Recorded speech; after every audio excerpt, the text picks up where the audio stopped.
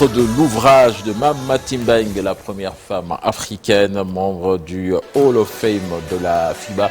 La cérémonie de dédicace a eu lieu ce samedi. Les temps forts à suivre également.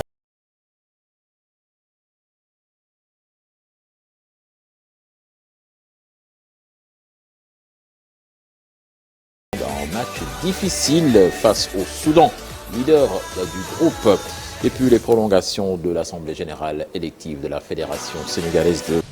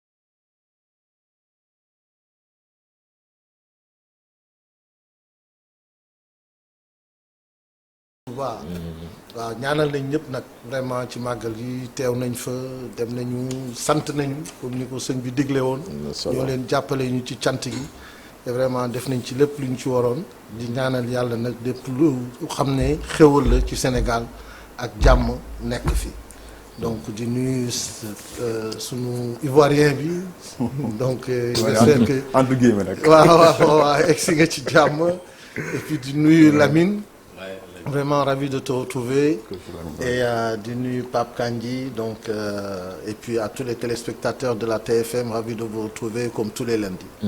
Pape Kandji bokkoon ci Maï Touré 2025 tey jii mi ngi ci plateau bi mais après dafa mel ni dafa mujj retiré wu pour def benn démarche boo xamee c'est en solitaire Kawali après dinañu ko gën a expliquer ci biir émission mais d'abord dañu koy nuyu Pape jaajëf ñu ngi lay jaajëfal bu baax. Cheikh ñu ngi leen di nuyu leen ziar di nuyu Tall mi nekk sama wet di nuyu coach di nuyu comme ni ko gars yi waxee livarien entre guillemets. voilà mais xam naa ne bagages yi ñëwagul. waaw dina ñëw xam nga daal boole bi dañuy waaw loolu ci la.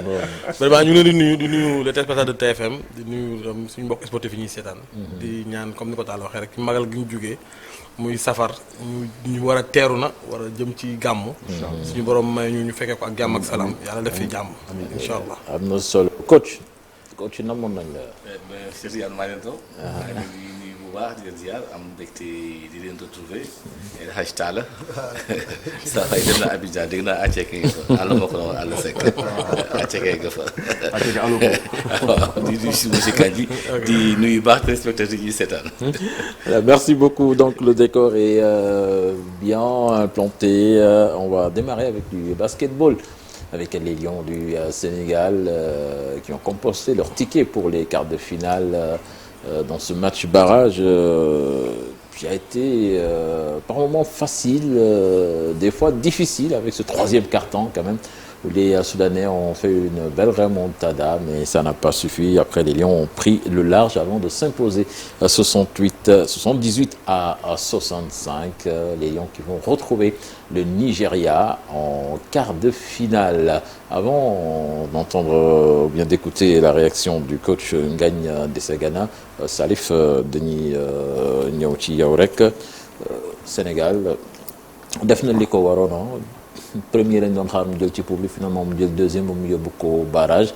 Soudan, c'est pas une équipe facile à manier te wane na ko ci match bi, mais les Lions ont fait le nécessaire, même si on pouvait s'éviter quand même ce barrage. Oui, c'est vrai que je pense que quand même wax nga le pan barrage d'habitude après conséquence yi mooy la suite de la compétition mun nga dee ak benn gros morceau dal ci jigéen ñi. waaw dal nañu ci jigéen ñi voilà dal nañu ci jigéen ñi bu ñu jógee barrage après dañoo dal ci quart de finale la Côte d'Ivoire pays hôte, même si sur le papier d'habitude bon confrontation Sénégal d'habitude moom mooy dominer la Côte d'Ivoire en basket.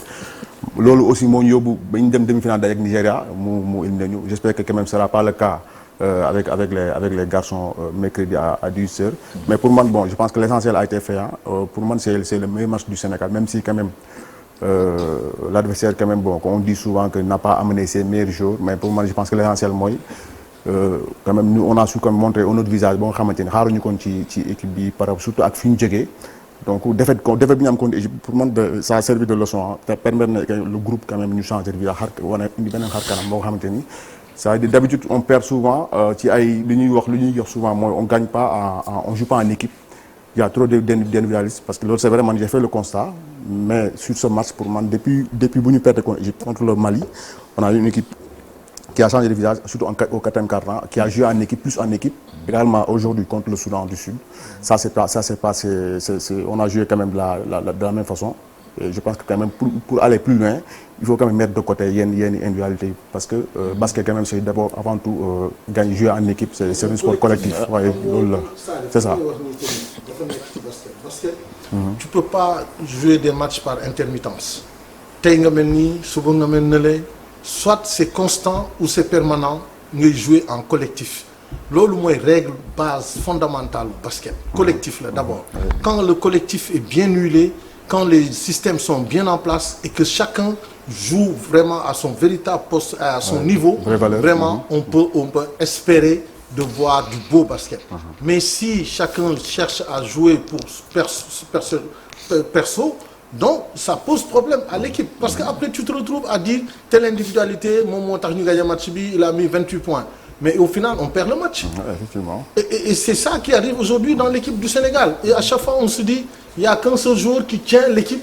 Et si ce joueur-là n'arrive pas à pointer comme il se doit, ouais, mais bon, souvent aussi, dañuy xool joueur boo xamee ni comme disent les Anglais, quand il est on fire, souvent on joue sur lui. Tir yëpp moom lañ koy jox. C'est arrivé avec Boissy ci yeneen match yi. Tey c'était Branco moom moo ci nekkoon. Ils lui ont laissé le jeu.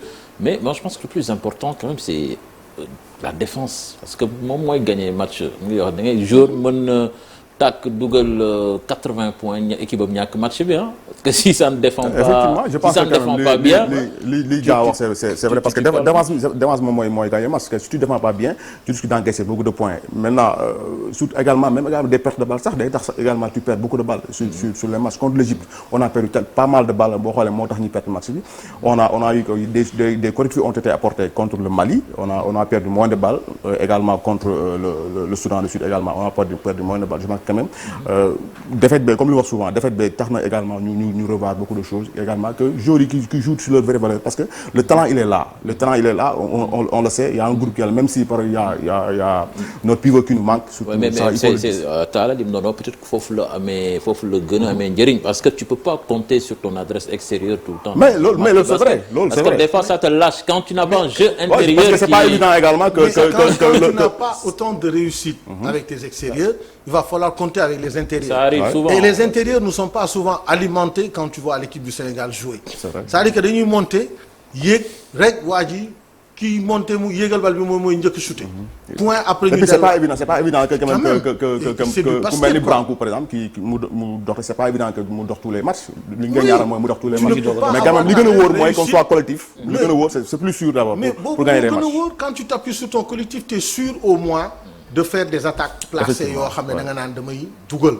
au moins j'assure les 2 points mais fii da ngay gis koo xam ne day monter bal bi rek jóg acca 3 points raté nañ ko tu perds le ballon au rebond. je pense que quand même loolu quand même il y a le constat mooy il y a le meneur Karim Mané je pense que quand même il faut le dire. Aujourd'hui il n'a pas été bon. il n'a pas c'est vrai moom depuis le tournoi je pense que quand même critique yu bëri ci moom lay ñëw parce que il est trop individualiste c'est-à-dire il joue je pense que quand même je pense que quand même il a le talent on le sait mën na basket mais quand même il faut qu'il soit beaucoup plus collectif. mais ça c'est le banc le coaching à un moment donné coach tamit dafay am lu muy jëriñ ci équipe. moi tu fais ça 2 fois ma génne la ne la kaay toog man lii laa bëgg meneur nga tu joues ton rôle de meneur aussi tamit meneur dafay am lu muy soxla lu ñu koy laaj. tu peux pas être meneur et puis mën nga nekk meneur nekk pointeur mais quand t'as pas la réussite mais tu joues avec le collectif. je pense que quand même loolu il a li nga waroon c'est vrai je suis d'accord ça il a compris je pense que de Sagane quand même il a compris c'est pas pour rien quand même boo xoolee après à un moment donné Boissy il joue souvent il rentre souvent en jeu. te je vois ça yu duggee il fait la différence. donc quand même je le dis aussi Boissy il faut qu'il ait un peu plus de temps de jeu. parce que quand même sa présence quand même sur le parquet nous fait du bien. c'est ça alors coach est-ce que tu as eu l'impression que équipe Sénégal bi dafa monter en puissance par rapport à ses premières sorties. bon man li ma jàpp première sortie bi c'était bien contre Égypte li ñu doon toujours rek mooy c'était pas bien parce que non seulement on n'a pas bien défendu mais également on n'avait pas d'adresse on ne marquait pas on s'est souvent plaint du problème d'adresse au niveau du basket parce que loo tactique si tu marques pas dafay metti li ma rassuré bi ma mujj seetaan contre le Mali mooy ma gis Mali à 5 minutes yóbbu ñu presque 9 points mais pendant ces 5 minutes là le Mali n'a plus marqué on a très bien défendu et les gens ont assuré sur les contre-attaques et les positions xam nga li ngay wax di c'est un sport collectif yow di nga mën a wéral li may wax notre équipe nationale de basket généralement quand on faisait ak ñoom ay bis nag yooyu mais c'est-à-dire que le meneur de jeu dépositaire positionnement tactique bi la. tu gardes le ballon pour permettre à l'équipe de faire sa mise en place tactique.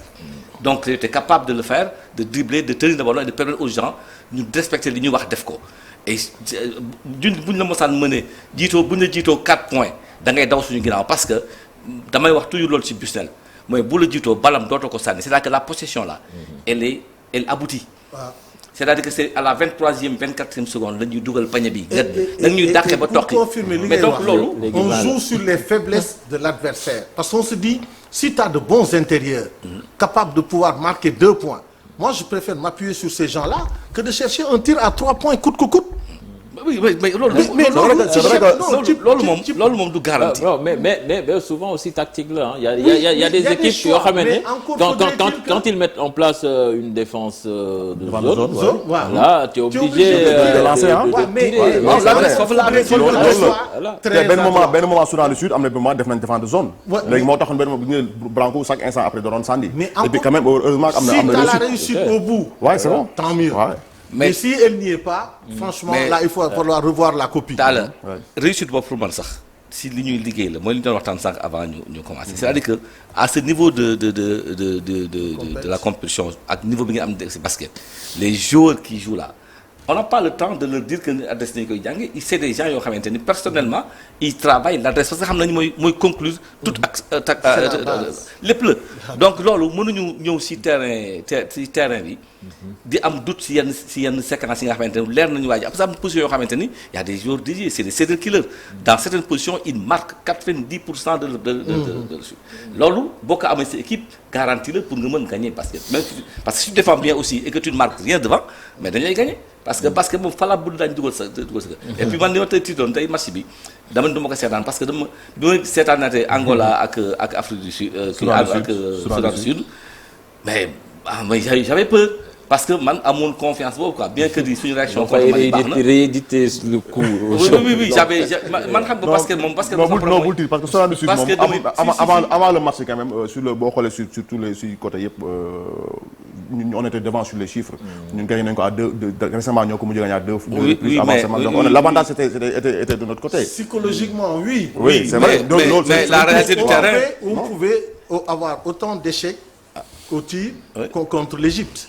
Et en ce moment-là, ça aurait été contre l'Égypte, en fait, c'est différence moi contre l'Égypte, on a ni joué contre Mali ak Mali ni joué surtout le 4e quart-temps ak ni joué contre le Soudan du Sud, joué contre l'Égypte. Il y a une différence. Mais est-ce que les Égyptiens, ils nous ont pas poussé à la faute? Non, contre l'Égypte, moi je pense que c'est la sortie de le match. Parce que quand tu mets en place un système, tu as ton c'est vrai que ça a sorti qui est là. Mais si, c'est ça Janko aussi s'est le révélé. problème de choix. Dans une sélection, il te faut avoir au moins 4 bons intérieurs. Non, mais le titulaire aussi. Oui, mais la force d'une équipe, c'est toujours d'avoir des éléments clés dans chaque secteur. C'est-à-dire que c'est comme si on disait que demain c'est une hirondelle qui fait le printemps. C'est-à-dire que Goro warul mën a génn te mënuñu yaakaar ci beneen intérieur. Mais il y a Janko qui essaie de Janko s'est révélé. Il s'est révélé. C'est ça l'avantage. C'est révélé, mais après, souvent aussi, équipe mën na nekk ci ay jafe-jafe peut-être que la solution doo ko gis. Mais après, le coach peut-être qu'il va regarder, il va visionner. Et comme ça, il va cibler les points à améliorer de l'équipe. Mais la profondeur d'un banc, xam nga Sénégal booy jël 12 secteur bu nekk war nga ci am ay éléments clés 12 ñooy toog ci banc bi ñooy nekk ci équipe bi 12 yi secteur bu nekk war nga fa am ay joueurs de talent basket loolu la daf ko soxla nag. alors moom ci sélection bi la. ci sélection bi casting bi dafa laaj loolu. soo amul góor nga am ko rapproché du góor. il faut nga am ko parce que Sénégal force am yi ñu mës a gagné yëpp titres yi ñu mës a gagné yëpp boo leen xoolee sélection yi ay joueurs yu talentueux waxuma la. mais Talla, moi je pense que quand même ce groupe là quand même ce groupe là quand même il est talentueux hein, parce que. Je dis pas le contraire. Non, je sais li nga wax xam nga il est talentueux. On a un groupe talentueux, c'est vrai. Quand tu veux gagner un titre, il faut être prêt à avoir une bonne profondeur de banc. boo xam ne daf lay permettre sur ton 5 majeur au-delà du 5 majeur c'est-à-dire que da nga naan 6e bi 7e bi 8e bi ñoom ñëpp ils se valent loolu mooy chance d'une grande équipe boo xam ne booy dem en compétition internationale c'est-à-dire que mënuloo compter seulement sur ton 5 majeur. Non, c'est vrai que mu compter wuñu sur 5 majeur boo xoolee sax la preuve boo xoolee comme yaa ngi. mais souvent les coachs de basket là souvent. Ils jouent leur compétition. Assurance la loolu day am waaw affaire 8 maximum 9 joueurs. Ouais, c'est vrai. Non, sur ce match là boo xoolee pratiquement depuis Ousmane Dia tu n'as pas remarqué. Maintenant il a moins de temps de jeu. Par rapport ak début compétition bi peut-être que coach bi xëy na amul satisfaction ci moom. Essayé na ko à plusieurs reprises ça n'a pas trop marché. Non, plus compétition bi dem plus ñu gën a restreindre et puis ñu gën a restreindre groupe bi et puis maintenant sur ay certitude les jouer finalement. Je pense que c'est ce qui s'est passé. Il y en a qui se révèlent. Il y en a qui se révèlent pendant le tournoi, qui viennent, qui confirment, qui se disent et qui saisissent leur chance au moment opportun. Donc loolu aussi tamit dafay am ci tournoi. Mais c'est vrai. Parce que tournoi là. Donc c'est comme le coach wax rek. xam nga le coach comme ni ñu wax c'est le mettre à bord la preuve. Il y a une polémique avant le début du tournoi, c'est la non-sélection de Babacar Sané, qui est l'étoile montante du basketball sénégalais en talent pur. Mais le coach, peut-être qu'il a regardé son groupe et il s'est dit que je peux passer de lui. Non, c'est vrai, mais xam nga ça xam nga sélection quand même yow éliminé un pur talent. waaw xam nga Babacar Sané kenn werantewul am na talent. Il a fait ses preuves déjà balle bu mu jógee avec l'US Monastir rek am na talent tey boo amuloon talent du ñu la woo en présélection da ngay ñëw nar a bokk si 12 yi après finalement ça s'est pas passé mais quand même pour moi le coach quand même il a ses raisons peut-être il y a des choses xam ñun peut-être xamuñu ko. Mais loolu parce que sélection da bëri ay critères quand tu prends le garçon de manière intrinsèque l'aspect sportif c'est pas seulement l'aspect sportif qui compte. Il y a aussi d'autres critères qu'il faut tenir en compte. Ça c'est possible nous on ne maîtrise pas mais ce garçon là il est talentueux. Non, ça c'est vrai. Équipe bi ma gis nii muy jouer. Non, c'est un joueur que je connais très bien. Non, am na fi place. Babacar Sané, c'est un joueur que je connais très bien. Man, j'ai eu la chance de l'interviewer avant muy dem aux États-Unis. Il y a un an et plus avant muy dem. J'ai eu la chance de l'interviewer. Mais toi en tant que journaliste, il va falloir que tu poses la question au coach. Parce que non, on lui a posé la question mais non, il faut que tu nous Non, il a répondu. Non, mais ça non, sa réponse c'est dans le clair obscur quoi. Mais on va l'écouter. on va l'écouter, Ngagne Diop Desagana, qui se projette déjà sur le prochain match, ce quart de finale explosif qui nous attend face au Nigeria. Il dit qu'il a déjà averti ses joueurs et qu'il faudra qu'ils sortent un très grand match pour passer l'obstacle Nigeria. Je vous propose de l'écouter et en même temps, Jean-Jacques Boissy aussi, qui va parler après le coach. Comme j'ai dit tantôt, c'est une très bonne équipe. Ils ont gagné les 3 matchs de poule. On sera prêt. Et comme je l'ai dit tout à l'heure, j'ai challengé le joueur. Il faut qu'on débute les matchs plus mieux qu'on a fait les derniers matchs et on a fait ça. Et il faut qu'on continue à faire ça. En ce moment, on ne peut pas revenir à ce qu'on faisait les 2 derniers matchs. Il faut qu'on continue sur ce lancer qu'on a commencé aujourd'hui. Je pense que cette rage vient de ma confiance, de mes entraînements et j'ai confiance en ce que je fais. C'est pour cela que je joue comme ça, à ce rythme, à cette confiance et le coach est là pour me pousser.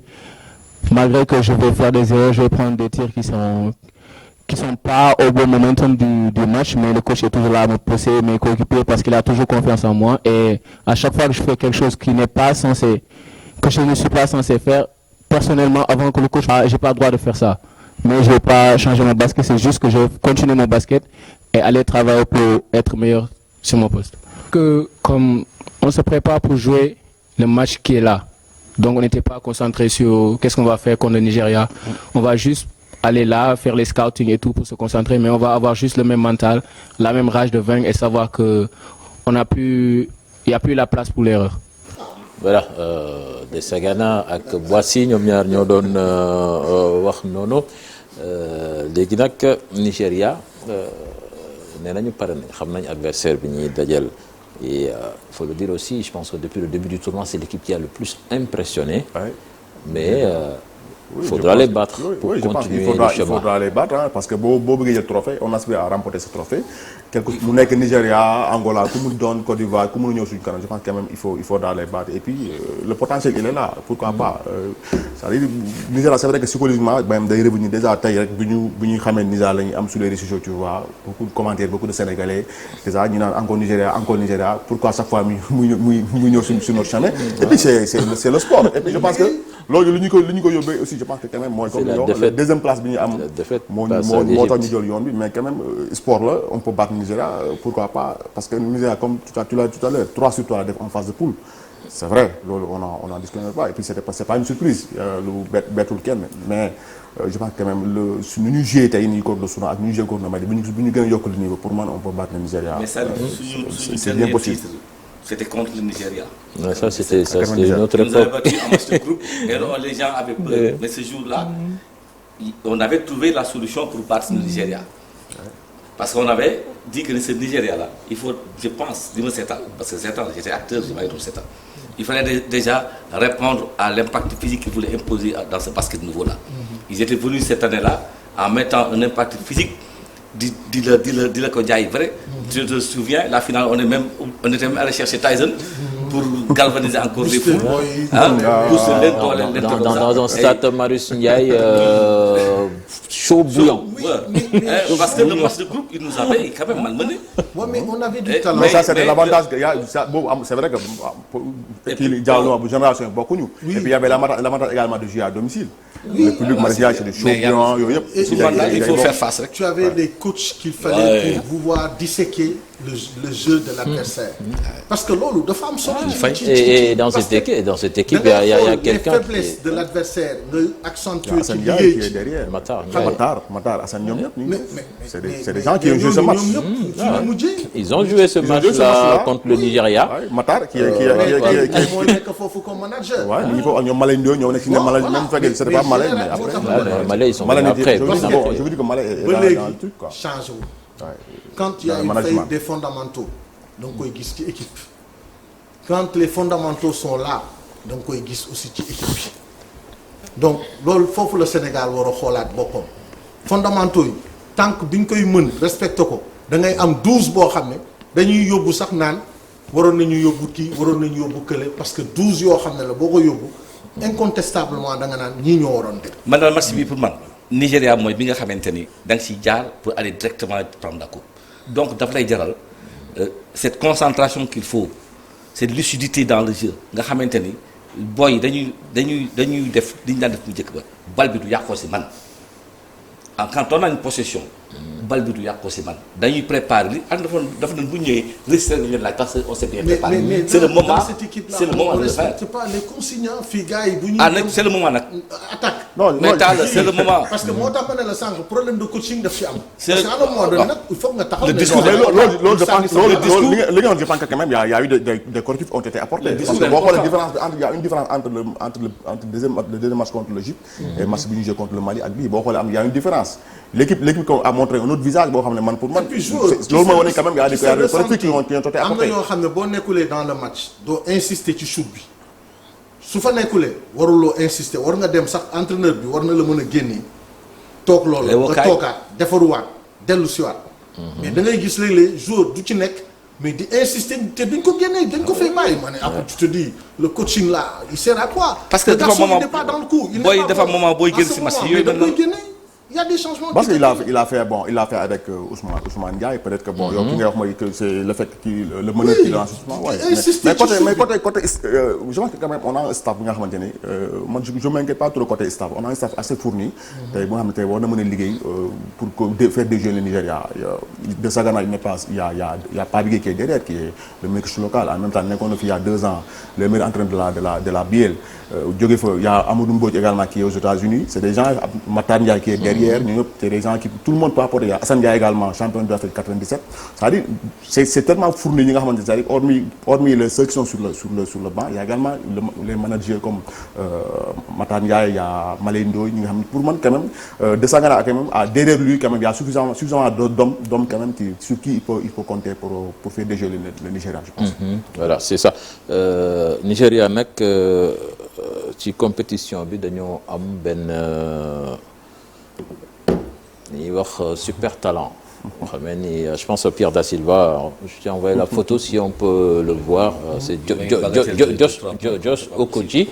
C'est le joueur de Houston Rockets qui est très fort depuis le début du tournoi déjà je pense que en NBA il fait partie des joueurs très très respectés. ñëw na Afrobasket depuis il fait un très bon tournoi. te loolu d'habitude c'était pas évident. Donc une victoire du Sénégal normalement doit passer par la limitation de cet homme. Influence bi mu am ci jeu bu Nigeria. Je pense que pour nga gagner ko foog nga limiter ko. Et ça c'est le travail des coachs je pense qu'il est là mon équipe coach parce que. Il faut le neutraliser si xam nga en général noonu lay demee Nigeria si suñu dellu see ci jigéen ñi c'est une meneuse bi en un moment donné c'est elle qui a pris le match en main qui a pris le match en main éliminé Sénégal et genre jour bi aussi noonu la ñuy def donc il va falloir que Ngagne Desagana xam na ko bu baax nag je pense mi ngi koy li nga wax dëgg la gis nga un peu d'histoire encore tey Talla va le confirmer quand la Côte d'Ivoire nous fatigué avec Idrissa et Alphonse Bilé c'est Bilé qu'il fallait neutraliser on a mis Serigne Der mu ñëw téye Bilé Serigne Der mu dafa mën marquage ba pare mën dribbler il a neutralisé Bilé Idrissa neutralisé on a remonté la Côte d'Ivoire pour les cartonner donc yu mel noonu c'est li nga wax dëgg la am basket dafa Idrissa bi muy joué c'était l'un des meilleurs pivots. mais oui non Bilé le trouvé à tous les coups et il nous on a pris Kaba Bengali. oui mu ñëw di défendre ci moom et Kaba traîné un genou ce jour-là moom moo doon défendre ci moom et ñoom ñaar ils se sont retrouvés en France à jouer dans la même équipe à Reims. Ouais. Donc c'est pour dire que ni le talent on l'a ici il suffit maintenant de travailler. Man li may regretter rek. mooy que mënuloo am ay coachs yoo xam ni ils sont expérimentés te ñun du ñu def appel à ñooñu par exemple bu ñuy dem championnat d'Afrique mais war nañu mën a woo Abdourahmane Pouy Faye war nañu mën a woo Pouy Faye am ils sont là disponibles ay mag la ñu jouer nañu pratiquer nañu ils continuent à coacher seen expérience ci compétition internationale dañ ko war a mën a jëriñu ñi fi nekk kenn waxul ne bonul wala baax na mais dañu ne boo amee leneen loo ci mën a yokk ko ci parce que tournoi ngay jëm tournoi du championnat tournoi da ngay dem 4 matchs wala 3 matchs ñu éliminer la nga ñibbi si waat et après tu n'auras que des regrets mais quand tu as des gens aussi chevronnés mais tu peux leur demander leur avis ne leen kaa leen dem ngeen accompagner. da ngay sat c'est sérieux. mais bu njëkk fii dañ naan sat tu vois. li nga wax je suis pas contre c'est-à-dire xel doyul ku si nekk lépp pour munti jógee rek je pense que quand même c'est un plus pour l'équipe. Je pense quand même c'est ce que également la fédération a compris parce que y a Tafa Gueye qui est là-bas. Tafa Gueye bon ce n'est plus le DTN bon même si c'est Raoul le DTN mais quand même sa présence il est là-bas depuis le début depuis la préparation. Il est à côté aux côtés des joueurs. Je pense quand même bon on peut quand même se limiter à dire puisqu'on a un DTN. ñu dem ci DTN mais quand même avoir un Tafa Gueye à côté des joueurs pour man c'est un plus.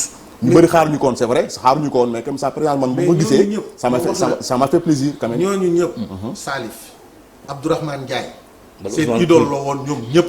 on n'en disconvient pas. mais Abdourahmane Ndiaye mu gagné c'est vrai qu'il a gagné mais ñooñu aussi ils ont gagné. mais c'est bien non dama ne Abdourahmane li mu def ci palmarès. ñooñu amuñu. Abdou bi muy dem Jeux Olympiques il avait 19 ans. équipe bi mu doon joué di gagné du titre champion d'Afrique. ñooñu joué wuñu ko. Abdou dafa joué dem France joué ba pare entraîné. gagné na Europe sax. ba pare day entraîné nag. donc koo xam ne ku mel noonu mi ngi fii nga am ko. man su may dem dama koy yóbbaale dinaa ne ko saa waay kaay nga encadré ma xale yi xelal leen. gis nga ñi par exemple Sénégal bi muy gagné Coupe d'Afrique. ñan la yóbbu. jëlul ñoom Amsata Fall ak ñoom ñëpp ku nekk ñu ne la demal nga seetal ñu équipe yi xoolal ñu loo mën ak lu mu mënul. en toute discrétion boo ñëwee wax. en toute discrétion ba pare ñu daal di jël coach bi mais même récemment chez les filles on a vu d'anciennes basketteuses elles étaient à Abidjan. man j'en ai vu tellement bëri nañ am des champions d'Afrique. waaw ils étaient à côté ils étaient en train de booster les lions mais Salif kii ñu tudd ñi ñi mu tudd ñi ay école la non mais c'est-à-dire non technique tactique mais le fait quand même seen présence foofu quand même c'est important. non c'est important loolu laa wax lan laay wax tey.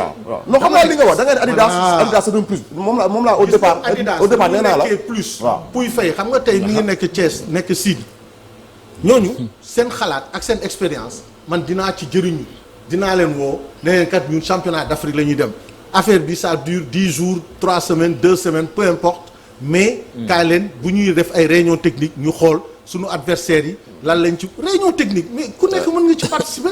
tu donnes ton avis. mais ñooñu ils ont besoin de 5 minutes de partir ak wax ak moom mu xam Alioune Diop dem si yàlla bi yàlla na ko yàlla yërëm. fii gars yi dañ daan jël directeur technique mais bu Sénégal daan joué fii Marius Ndiaye. bu affaire bi compliqué waan da daan wàcc.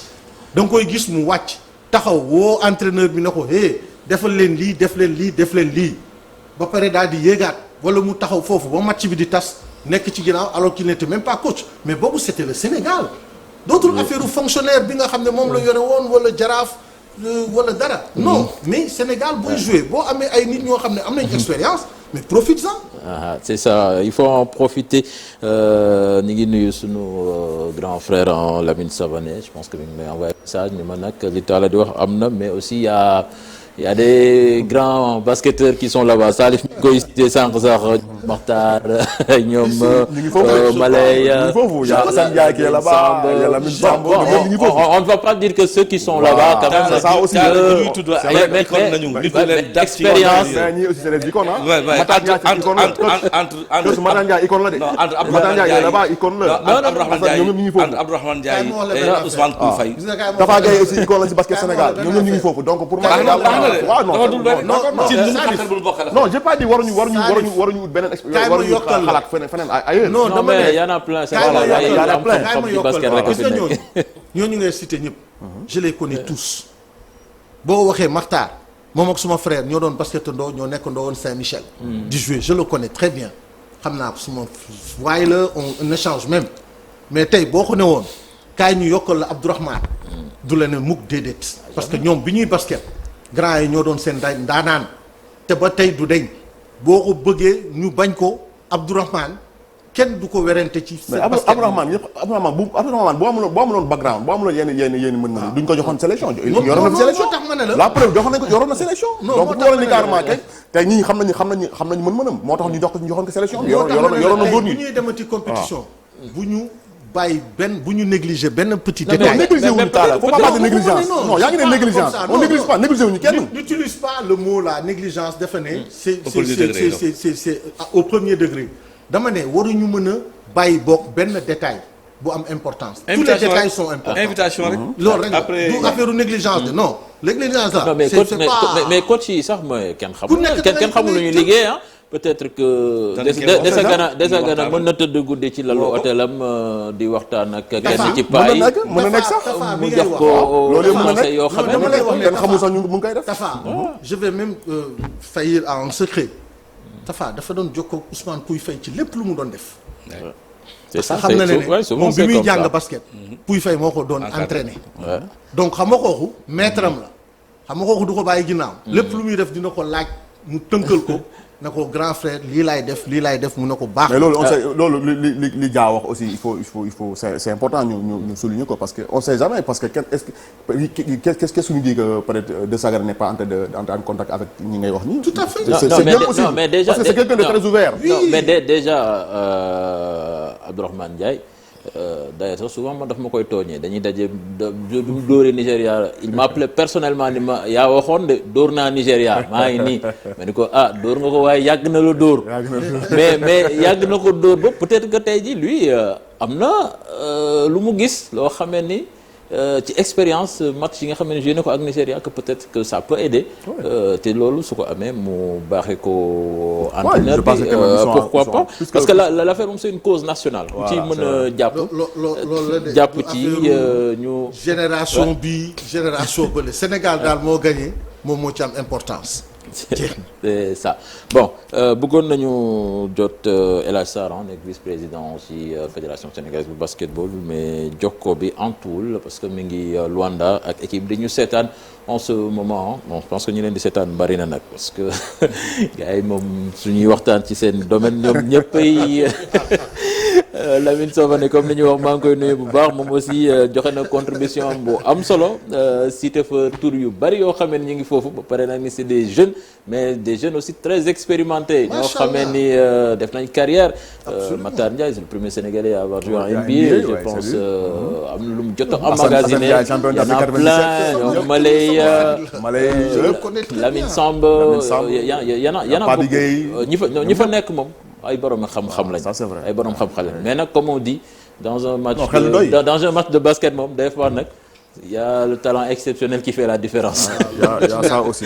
loolu moom day am donc ce match-là va se jouer mercredi à partir de 12h. Une dernière question, coach. Nigeria, je pense qu'ils auront 4 jours de repos pratiquement. Je pense qu'ils ont joué avant-hier. Ouais. Ils ont eu hier dimanche, lundi aujourd'hui, demain mardi.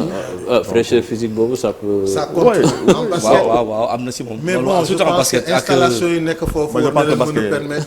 waaw mais compétition yi xam nga li ñuy wax rek. xam nga parce que je pense que enchaînement bi benn moom enchaînement bi je pense que c'est important aussi. parce que repos bu bëri sax est-ce que amul inconvénient aussi sur le basket. quand même on joue de repos pour nos joueurs pour moi c'est bon mais par contre boo amee 3-4 jours de repos est-ce que c'est bon. Est-ce que ëppul trop waaw est-ce que pas du cassure. on verra de toute façon on verra non je me pose la question. non je sais Fred baax na mais enchaîne nga am benn jour repos basket xam nga. basket d'habitude ñuy enchaîner les matchs. bon c'est ce que Salif dit aussi des fois day am. day am di nga si afro basket féminin ñu passé am na équipe yu mu arrivé am na ñoo xam ne dañoo dem barrage. ñu jógee barrage ñu adversaire bi ñoo doon am quart de finale. amoon na 2 jours de repos. ñu enchaîné dañoo joué tey joué des barrages joué dem. souvent tu es beaucoup plus dans le rythme. ñu éliminé adversaire bi amoon 2 jours de repos.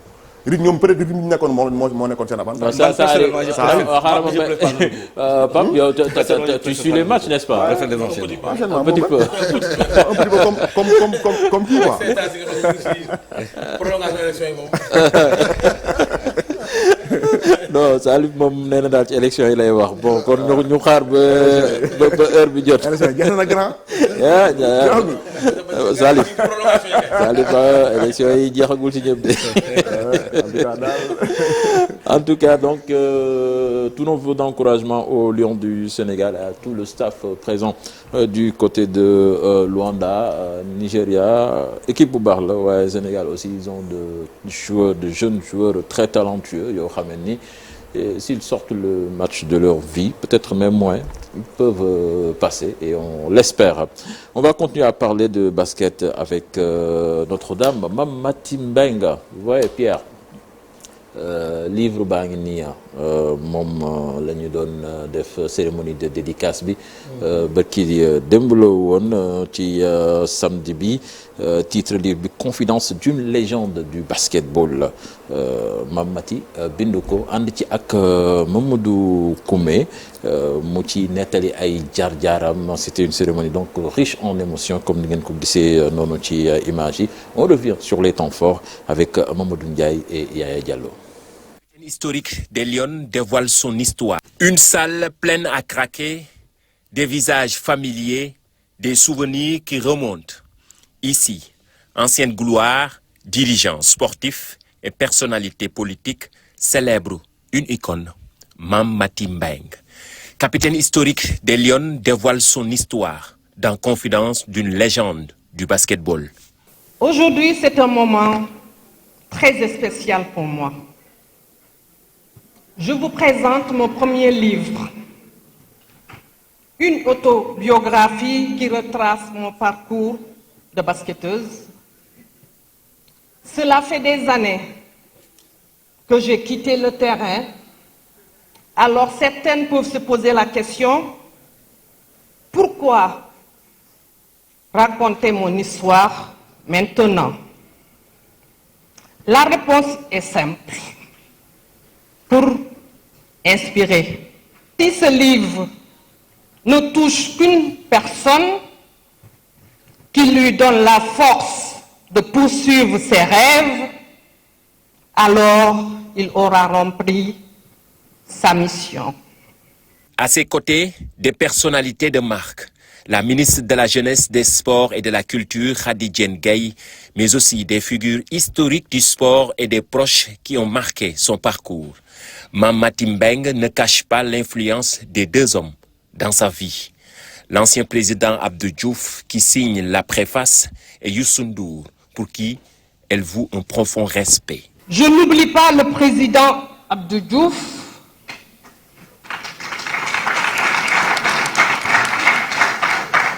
pour moi, il a été plus qu'un chef d'État, une figure paternelle, un exemple d'intégrité.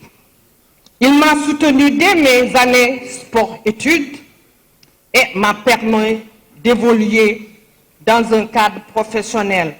Pourquoi choisir Youssou N'Dour comme parrain? Fut l'un des premiers artistes à nous soutenir. Lors de notre victoire, il est venu à la fédération en personne nous féliciter et nous apporter son soutien moral et financier. Il a ensuite organisé un concert à notre honneur. Ce jour-là, nous avons senti tout un peuple derrière nous. Pour écrire ce récit, elle a travaillé avec Dr Mamadou Koumé, ancien directeur de l'APS pendant plus d'1 an. 12 chapitres illustrés de plus de 100 photos retracent l'épopée d'une lionne devenue légende. Je me souviens de sa première sélection en équipe nationale. Lors du premier match, c'était contre, je pense, le Mali. Et elle a fait une bonne prestation. À la fin du match, sa maman, paix à son âme, l'a appelé et m'a tenu par la main et me dit, voilà, toutes vos bagarres, chaque jour, André m'a fait ceci, André m'a fait cela, voilà le résultat, c'est ce qu'il voulait de toi. Il voulait que tu es devenu international et vraiment il faut le remercier. Mame Maty sama doom la maa ko yar waaw bu muy ñëw ci basket bi elle n'avait que 13-14 ans waaw loolu moo ma motivé pour ma ñëw fii tey. Mame Maty d'abord elle avait la taille xam nga basket ki nga gis ngeen fu ngeen def panneau bi xam nga loo gën a njool gën a jege panier bi. Elle avait la taille mais c'est surtout elle avait des qualités physiques c'est-à-dire mënoon na daw mënoon na tëb. Ñu xooloon qualité yooyu à l'âge de 13 ans ñu fexe ba mu bëgg basket ci xolam. Du premier dribble à la Jeanne d'Arc de Dakar sous l'œil d'André Akibode à la consécration mondiale en 2022 avec son entrée au Hall of Fame, le livre revient sur chaque étape, un récit pour inspirer et transmettre. En 2022, j'ai eu l'honneur de rentrer au Hall of Fame, FIBA. Ce moment m'a rappelé que mon histoire ne m'appartenait pas seulement, il vous appartient à vous tous. Une légende, une plume et désormais un livre, confidence d'une légende du basket, une source d'inspiration, empreinte des valeurs transmises par Abdou Diouf, marquée aussi par la voix et la carrière d'un certain Youssou N'Dour. Voilà, Talla, tu tiens même un exemplaire de cet ouvrage-là, hein, parce qu'on a entendu le discours de Mamati très ému, hein, et on comprend très bien, mais je pense que ce livre est une source d'inspiration, surtout pour les jeunes joueurs et joueuses de basketball qui veulent faire carrière dans cette discipline et surtout aussi qui veulent devenir des hommes avec un grand H. Tout à fait. Je pense que c'est la première joueuse sénégalaise à avoir fait un livre, retracer son histoire. Ça marque aussi son immense carrière. Et ça, je pense qu'elle aura marqué l'histoire du basketball sénégalais, comme l'ont marqué les Kankou Koulibaly qui étaient là-bas, les Ayapouy que j'ai eu l'occasion de rencontrer, toutes les autres femmes, Marie-Hélène Gaye. Donc elles étaient toutes présentes. Et je pense qu'elles étaient fières de voir une des leurs vraiment raconter son histoire.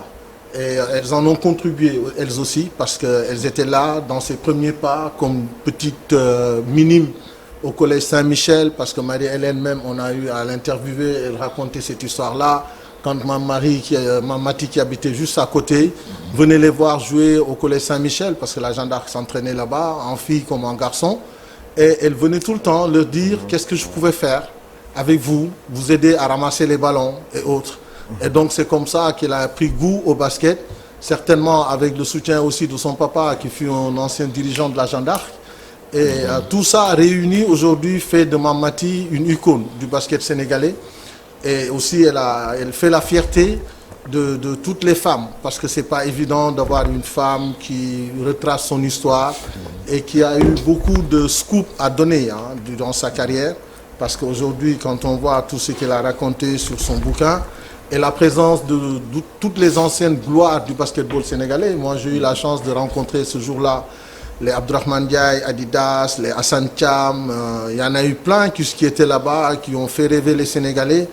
L'ancien coach de la Jeanne d'Arc comme sélectionneur national, Mamadou Sow, et qui racontait aussi l'histoire de Mamati, parce que lui aussi, il l'a connu en tant que coach. Et c'est lui-même que, je pense, Feu Abdoulaye Seye avait envoyé pour aller chercher Mamati pour une Coupe d'Afrique où elle était déjà aux États-Unis. Donc il fallait la faire revenir et il lui a donné beaucoup de moyens pour pouvoir aller chercher Mamati aux États-Unis et pour pouvoir gagner encore un trophée avec elle. Donc je pense que Mamati, si on a eu tout ce beau monde la dernière fois samedi au Radisson, c'est quelque chose de mérité. Et franchement, on était tous contents d'être là. Et de voir quand même que même le patron de la maison, le grand Youssou N'Dour, avait déjà été conquis par le basket, parce que lui aussi, il a beaucoup contribué sur la carrière de certaines joueuses comme joueurs aussi au Sénégal. Et c'est tout à fait légitime de rendre hommage et de faire un témoignage sur sa participation pour aider tous les sportifs en général sénégalais, que ce soit les footballeurs comme les basketteurs. Et comme le président Abdou Diouf l'a dit dans ses sorties, coup de flou am lu rëy. Donc yàgg na ko wax, Abdou Diouf, c'est lui qui a fait le préface. Il y avait même son fils Cheikh Makhtar qui l'a bien représenté, qui était là-bas aussi présent, et que son papa avait demandé d'être là et de le représenter dignement. Et je pense que ça s'est très bien passé. On a été gâtés de voir quand même toutes les anciennes gloires venir assister.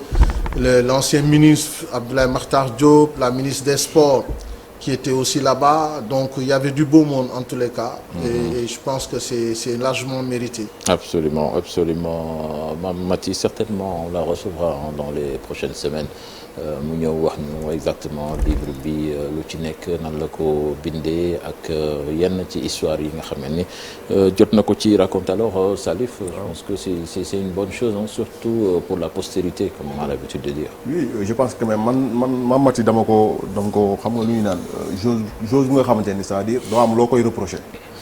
waaw man je pense que quand même moom peut-être que bon génération bokkuñu man j'ai pas eu la chance trop de la suivre mais après tu quand même tu fais des recherches sur elle. ba pare boo déggee ñëpp lu ñuy wax ci moom tu te dis que vraiment kii vraiment c'est une vraie légende donc pour man c'est mérité. Déjà boo xoolee ci biir cadre sax elle a failli quand même pleurer mun naa ne sax parce que jooy na sax parce que quand même elle était tellement émue vu fu mu jaar ak ñëpp ñi nga xam ne ñoo ko jàppale ci carrière taala mu ngi koy souligner sax ba pare lu am solo le ministre des sports maa ngi déglu muy wax mu lu am solo c'est-à-dire livre bi je pense que dafa servir d'inspiration surtout aux jeunes basketteurs je pense que quand même c'est important Mamadi quand même c'est une basketteuse bi nga xamante ni je pense que quand même mérite de respect. damay revenir un peu sur benn mbir bi am juste à Abidjan elle était là-bas ñoo man am na benn match bu mu jeex sax ñu génn ànd ñu di dox ci wetu stade bi noonu.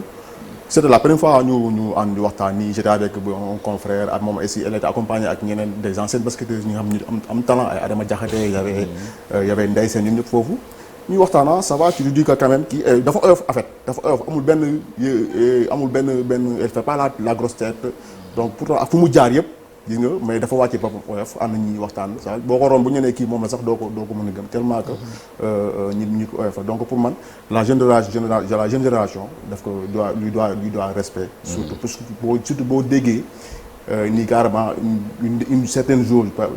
non c'est vrai que man histoire boobu jarul nga ci jarul nga ci yegg ça veut dire daal seen conseil yi na ko xale yi di ko déglu. c'est ça di ko jëfee c'est ça xale yi dafa baax seen conseil comme moom conseil xale yi fi nekk actuellement ñi di basket ñu siy jëlal dara ñu koy déglu ci bàyyi xel parce que kii ku lu mu def si basket daanaka kenn defatu ko fii au niveau national. pour man ku jar a déglu la. na ci xale yi bàyyi ci. mais Salif li koy dëggal sax tey boo xoolee gis nga fii nit ñi kenn moomu leen mën nga woote te kenn du la wuyu si. gis nga Mamati avant moom am na ñu ko njëkk a gagné coupe championnat d'Afrique. man gis naa fa keroog ñoom Kankou Koulibaly. gis naa fa ñoom Marie-Hélène Ndiaye ñoom Aya ñoom ñëpp te ñooñu ñoo jiitu Mamati. moom elle est venue après mais elle a eu la chance de jouer avec certaines d'entre elles. donc dafa teel a précoce teel a mature te nekkoon njool mu jafe ci basket ba pare njool buy daw xam nga mooy li ko coach Mamadou Sow di wax à 13 ans ñoom gis nañ ne kii elle avait un gros potentiel et donc suñ ci liggéeyee war nañu mën a am dara et mooy tax toujours ñuy wax les fondamentaux gis nga boo ko maîtriser à bas âge boobu ba ngay màgg ba ngay am 40 ans du deñ ci yow moom lañ doon waxtaan keroog ak grand Assane Thiam bi doon jouer pivot et donc il disait la même chose donc Mamati tey référence la ci basket donc c'est pas pour rien que tey ñooñu mu woo ñëpp ñeme ñëw wuyu si ko parce que bu fekkoon ne deful woon lu toll à ce niveau surtout gars yi duñ fa dem c'est bon coach man seetaan naa lu bari Mamati Mbengue xaw ma ko personnel seetaan naa ko bari mais xam naa daal gis nga yàlla dafa juste te du juum parce que nit ku baax la war doon taal jàpp naa ni ku baax la moo tax yàlla defal ko lu baax. li nga wax dëgg la ñoo naa ko ni ñoom Aya ñoom Marie Amélie Lopez ñoom Hélène Ndiaye ñoom Mame Mariam Ba Mame Penda Diouf Aya les sœurs Diawara. ñu amoon talent jiitu ko def lu rëy nag ci suñu basket bi. indi fi lu kenn indiwul. dëgg la mais moom dafa nekkoon passerelle entre ñooñu ak génération bi dañu ci topp mu donc mu doon koo xamante ne si biir terrain basket vraiment dafa daan xeex man dama ko contrôle parce que man digg laa faral donc gia xaw nañu sonal trop te ñoom ñoo ñu sonaloon donc mais jàpp nañ daal ku baax la.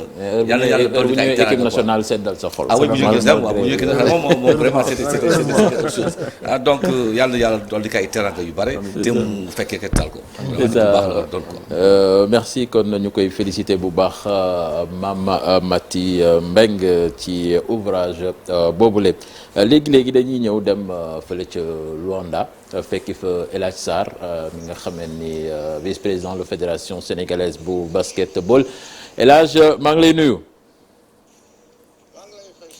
voilà El Hadj yéen a ngi foofu ca Luanda ginnaaw qualification bi nga xam ne Sénégal am na ko tey ci digganteem ak Soudan di waajal quart de finale am ak Nigéria on a entendu le coach ni préparé na joueur mi pour match boobu ñu aborder ko ci anam yi gën pour mën leen daan globalement comment cela se passe là-bas du côté de Luanda. Oui, ça va, alhamdoulilah. L'équipe est en train... On a débuté avec quelques difficultés. Je pense que vous les avez aussi suivre l'équipe au début, Jafé yi ñu amoon tuuti ci pour dugg ci compétition bi. Mais ñu ngi sant Yàlla parce que après défaite bi contre Égypte dafa mel ni dañu gis beneen équipe bu commencé afficher beneen xar kanam. Et li ñu gis aussi mooy que ni les garçons sont très concentrés. Très humble parce que ñu ngi wax ak ñëpp ñu ngi déglu ñëpp et loolu je pense que déjà c'est une chance parce que boo gisee ñu naan sport discipline sportive ni ñu koy waxee talent bi lu mu fi nekk bu discipline amul des fois dafay compliqué donc y a une bonne synergie entre staff technique bi ak l'équipe nationale. Donc am nañu yaakaar quand même su dee gën nañoo góorgóorlu. ñu mën a jouer nos chances contre le Nigeria. Nigeria un gros morceau est-ce que joueurs yi def nañ seen bopp ne que dañoo war a dóor ñi pour continuer seen yoon. Ouais carrément je pense que mën naa wax sànq maa ngi ciy waxtaan ak coach bi avant muy dugg conférence de presse nee naa ko li ma sentir ci match yi ñu jot a am yëpp. Match bi ñu gënoon am facilité mobiliser booy yi mooy match Sud-Soudan bi parce que y a des nations yi nga xam ne boo leen amee je pense que bu dee tu es conscient yow sa jëmmi bopp doy nga sa bopp motivation doy nga sa bopp pour nga yedd d'abord sa bopp et ils savent que ni match yi ciy topp yëpp daanaka mën naa ni ay final lay doon parce que Afrobasket bi dafa am benn touche particulière mooy ay équipes yu pare ñoo fi ñëw. Donc Nigeria ñu ngi nii d'ailleurs ñoom laa jàkkaarloo ñu ngi toog ci piscine bi l'équipe sénégalaise aussi à côté donc on se voit tous les jours. xam naa. joueurs yi dañuy xamante sax. voilà xamante nañu ne d'ailleurs sax yaa ngi wax ci waxu nu mu tudd joueur exactement. bi ngay wax mi ngi taxaw ci baar bi sama wet ma naan ko waa Sénégal ñu ngi lay tuddee muy ree. dinañ ko téye de. Voilà donc je pense que booy yi xam nañ lu leen xaar comme aussi ñoom de leur côté tu sens le respect vis-à-vis de Branco Badio Bourombe wala un Jean-Jacques wala benn nu kii Pape Moustapha donc li am solo rek mooy ñu bañ a sous-estimer kenn gën a mobiliser wu pour vraiment se bagarrer à fond et puis xëy na yàlla may ñu victoire inchallah. Voilà merci El Hadj nuyu ñu ñëpp. Je voulais juste nu mu tëdd rassurer un peu grand Talla.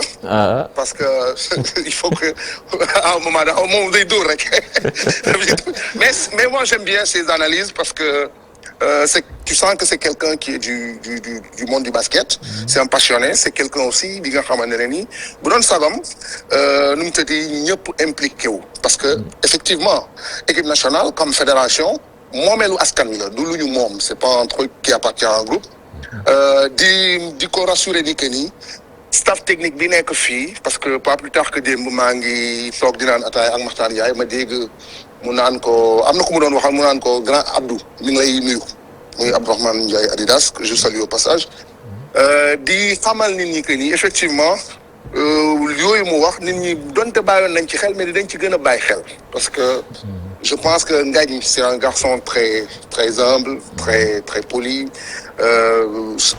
du ñàkk ni mi ngi wax ak ñoom mais ce qui est sûr mooy tout de suite je peux rassurer ni que ni ñoom Makhtar ñu fi nekk il parle avec tout le monde ñu ngi wax ak grand yi ñu ngi wax ak ñëpp dafa fekk ni nag délégation yu mel nii on n'a pas la main pour amener tout le monde xam nga donc amul benn délégation d'ailleurs bu fi ñëw indi nu mu tëddi ay anciens internationaux une dizaine mais li ëpp solo ci li may retenir ci li grand Talla wax mooy que la communication se fasse et puis ñun aussi sunu rôle la di jottali genre conseil yooyu noonu à l'encadrement technique et inchallah dinañ ci góorgóorlu. merci El Hadj bien dit la nga nuyul ko Matar bu baax Voilà, donc El Hadj Sarr la woon du côté de Luanda moom moo doon dugg ci émission bi non je pense qu'on en a fini avec la page basket léegi dañuy ñëw dem. donc Salif léegi on est d'accord.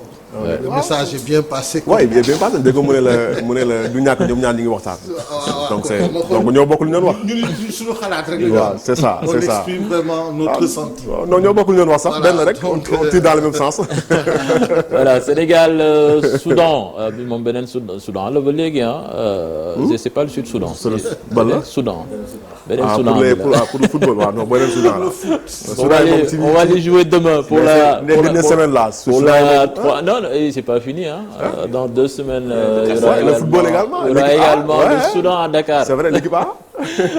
pare wuñ ci ñoom non Soudan moom topp nañu mboora mais fu ñu leen jàpp aussi wulli leen bu baax a baax loolu tamit lu am la donc on va les jouer demain on espère que ça va se passer de la même façon puisque actuellement ils sont leaders du groupe avec le même nombre de points que le Sénégal les Lions qui s'attendent à un match difficile face à une équipe bien regroupée bien organisée le coach nous le dira peut-être tout à l'heure mais on va suivre la conférence de presse d'avant-match de l'entraîneur Souleymane Diallo avec Cheikh Sadibou Diarra. L'enjeu est clair entre le Sénégal et le Soudan. Décrocher la première place du groupe D pour rester à Zanzibar, en Tanzanie, pour la suite du CHAN 2024. Mais il faudra aborder ce match-là avec beaucoup de sérénité, considérer ce match-là comme un match de huitième de finale. Ça résume tout. D'habitude, les matchs de huitième de finale demandent beaucoup de sérieux, beaucoup de concentration.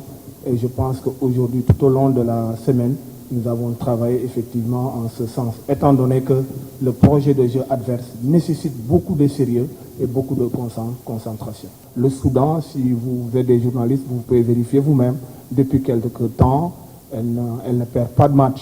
Donc c'est une équipe très, très, très costaud, une équipe très accrocheuse et des joueurs résilients. Donc ça veut dire que demain, Inch'Allah, c'est vrai, le match passé c'était un match piège, effectivement orienté pour le troisième match. C'est parce que le deuxième match était piège qu'aujourd'hui, le match est décisif. Donc je pense que nous aurons l'occasion d'être très exigeants dans ces moments décisifs. Le Soudan, auteur d'un coup d'éclat face au Nigeria, battu 4-0, un adversaire qui mise sur un jeu de transition. Ça va répondre à une de nos variantes prioritaires qui consiste effectivement à avoir cette possession, mais n'ayant une possession dangereuse, pas une possession stérile. La possession doit être effectuée dans leur propre zone et ça probablement poussera l'adversaire de commettre des erreurs que probablement nous pouvons exploiter étant donné que nous avons des garçons qui sont très rapides dans le couloir extérieur et pourquoi pas exploiter les half-space. Et j'ai remarqué effectivement la présence de beaucoup de journalistes soudanais. On a eu des pistes effectivement que la population est avec cette équipe, mais l'un dans l'autre, ça va nous motiver effectivement pour aborder ce match-là avec beaucoup de sérieux. On va rester dans notre registre qui consiste effectivement à avoir un jeu porté vers l'avant. Donc ça veut dire que demain, Inch'Allah, on va assister à un très très très très beau match. Soudan-Sénégal, le duel au sommet du groupe D du CHAN 2024, c'est ce mardi à partir de 17h. Au même moment, le Congo qui rencontre le Nigeria peut espérer encore ravir une des 2 places qualificatives au quart de finale. Alors coach, donc au Sénégal, même nombre de points, je pense que le match nul peut suffire, mais ci genre match yi naka nga koy aborder, surtout qu'il est important de finir premier dans ce genre de tournoi. Oui, bu ma dégloo Souleymane, il reste dans ses certitudes et il veut continuer à faire ce qu'il est en train de faire depuis lors. Ce n'est pas mauvais d'être constant, mais jàpp naa ni il y a beaucoup de choses yoo xamante ni mën na si indi ay correctifs yu ndaw yu dimbali équipe bi parce que le Soudan là si tournoi bi jàpp naa ni c'est parmi les meilleures équipes en termes d'organisation, en termes de d'aisance technique et de positionnement tactique sur le terrain. Donc c'est pas pour rien que c'est un championnat très fort en tout cas. Donc tey seen équipe bi pratiquement mooy équipe bi dem équipe donc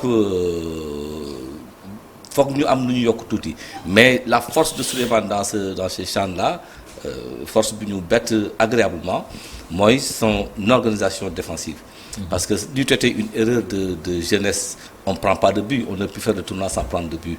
Mais sur le but qu'on a pris, les gens condamnent Laïus, mais c'est plutôt l'arrêt central, une balle qui arrive sur toi, la balle qui arrive sur toi, c'est toi qui la joues, tu ne laisses pas passer. Donc, il y a une certitude. Dans l'organisation tactique, on a une forme dynamique de compensation qui bloque tous les espaces qui n'offrent rien à l'adversaire. Lolo, lu baax la mais dama am ben peut-être crainte moi ce Soudan là nga bàyyi ak bal bi ils sont pas des manchots. Donc il faudra peut-être que c'est le moment de demander. Non, je pense qu'ils s'attendent plutôt en Soudan regroupé derrière avec un bloc bas. Soudan regroupé derrière, c'est trompeur. Xam nga ñom c'est-à-dire que ils reviennent tous ensemble pour repartir tous ensemble. C'est ce qu'on demande de mieux en football. So jappé ni bloc bas la yaa ngi leurre sa bopp. C'est des gens qui respectent li nga xamanteni c'est li nga xamanteni en termes de transition ñoy def transition xam nga mooy transition bi parce que c'est le milieu qui joue ensemble pour mettre en scène l'attaque de façon définitive dañ lay percer de ñuy dugg du but motax ñu jouer non. Donc man suma don Souleymane Diallo dina indi une alternative tactique par rapport à mon schéma de base. Moi parfois il faut essayer d'aller voir le Soudan qu'est-ce qu'il vaut quand il est pressé. Il faut essayer de voir en perte dynamique de rester sur place et de voir le Soudanais qu'est-ce qu'ils valent quand ils sont pressés dans le zone. Quand on coupe les lignes, quand ils ne trouvent pas leur terrain pour faire des transitions dynamiques, là on a indi. Peut-être lolu mën leen faire déjouer. Donc bu ma doon moom dinaa jéem loolu tuuti ba pare équipe bi suñu équipe bi li mu organisé woo def na dafa Souleymane vient pour ne pas perdre des matchs. C'est très bien. Il laisse pas d'espace, mais pour gagner un match de football, il faut marquer des buts. Il faut attaquer, il faut aller chercher l'adversaire. C'est ça aussi. Pour gagner un match, il faut marquer des buts. Et maintenant, les faiblesses dans nos approches offensives, nous devons corriger.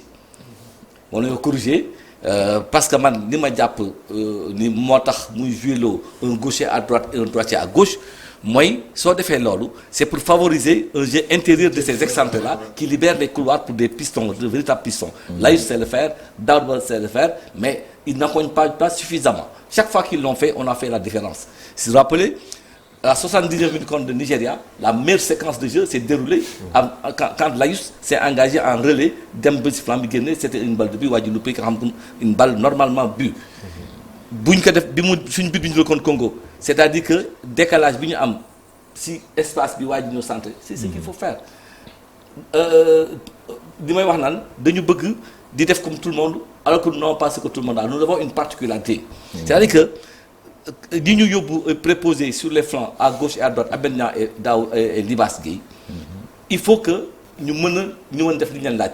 Un jeu intérieur attaqué par la diagonale, chercher une frappe, avoir un angle de passe pour marquer, mais définir quoi. Mais Amenia, il faut qu'il se réveille. Amenia, il faut qu'il se réveille. Mais non, attends. Amenia, il faut qu'il se réveille aussi. Il faut les remettre à l'endroit. Avec des certitudes. Mais dans un tournoi, il faut savoir changer. Oui. À un moment donné, il faut changer. Mais il faut faire des changements. C'est important, mais avec Amenia, il faut jouer à droite. Il n'est pas tenu de le mettre tout le temps à gauche. Il faut le mettre à droite. Avec le Jara. Il joue à droite. Il a été formé à Génération. Moi, je me rappelle très bien. Avec le Jara, il fait la différence à droite. À un certain moment, c'est-à-dire que attaquer par la diagonale, avoir un angle de passe, faire des passes de but, faire des balles, une, deux frappes. Quand tu fais jouer le gaucher à gauche et le droitier à droite, on va voir. Parce qu'en ce moment-là, la vitesse de Libas fera la différence. Parce que Bob Bataille, Migi percuté, Migi dem, mais c'est balles méritées, mais il sort quand même. Absolument. Il n'y a pas de bon sens, il n'y a pas de frappe, il n'y a pas de passe de but. Donc aujourd'hui, pour moi, l'or, il faut améliorer. Essayer de jouer sur l'aspect physique au milieu de terrain que nous avons. Nous sommes capables de mettre un bon impact physique au milieu de terrain. À ce moment-là, il faut le faire.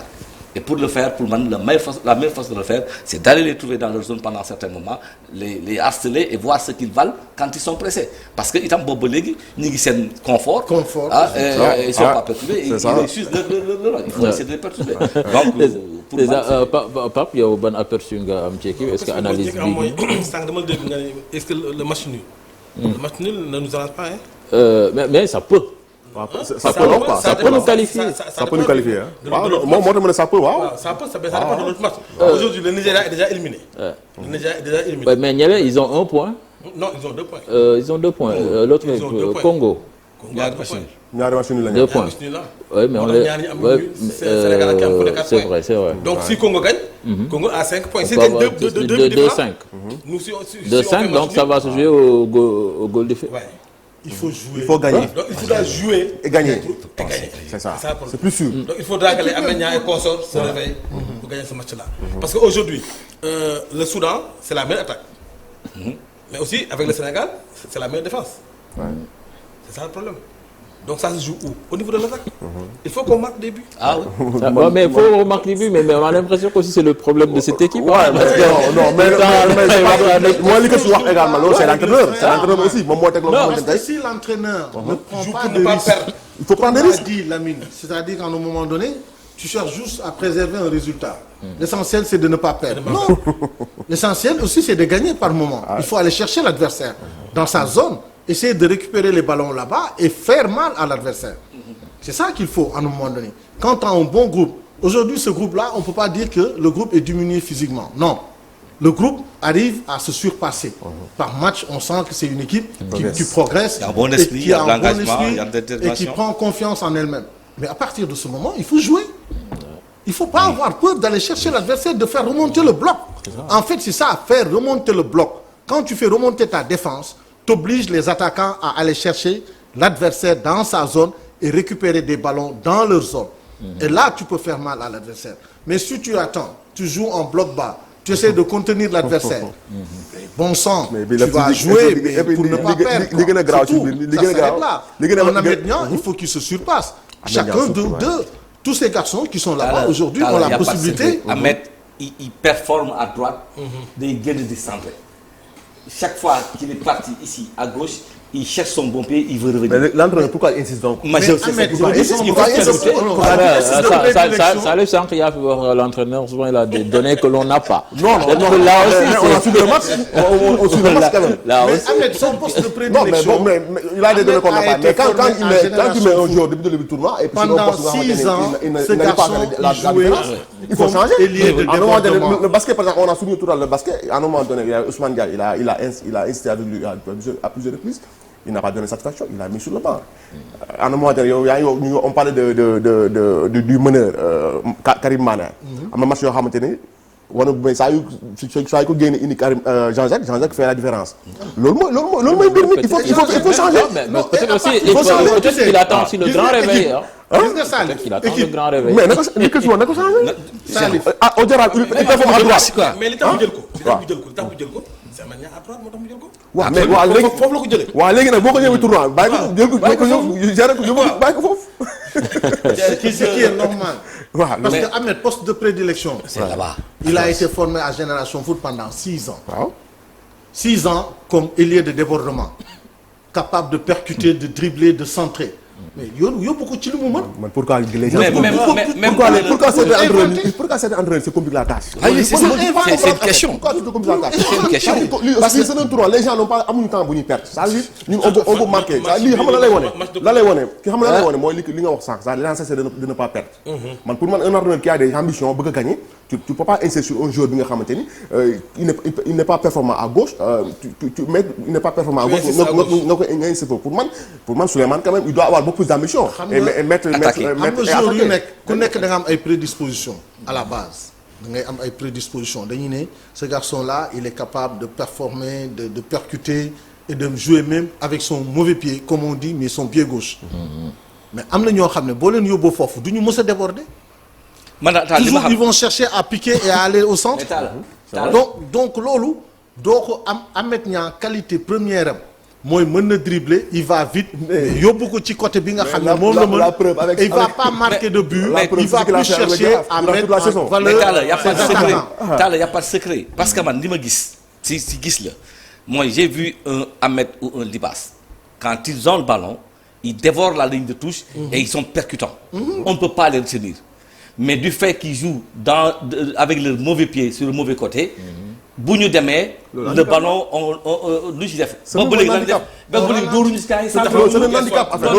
pour l'équipe même pour l'équipe. Aujourd'hui yóbbu leen revenir à l'orthodoxie dafa lay jox un atout supplémentaire qui est la vitesse arme fatale parce que en ce moment là ils n'ont même plus besoin de porter le ballon on leur met la balle dans cet espace-là avant que le défenseur retourne, ils sont devant le gardien de but pour un bon centre, pour une frappe. Tout à fait. Parce que bu ñu leen di yaa ngi ko yóbbu Libaas à gauche boobu ba léegi man li ma jàpp man pas fay en football su fekkee da nga nekk droitier à gauche c'est-à-dire que dañ la bëgg jouer un jeu intérieur bu lay permettre ngay am angle de passe di joxe ñu dugal wala jël ay indi di frappé boobu léegi defuñu ko nañ leen indi yi nga xamante ni bu ñu leen dellu seet boo ko yóbboon tey à gauche noonu muy def di perculer bu génnee du am xalaat dana def centre bu baax wala mu dóor mu dugg.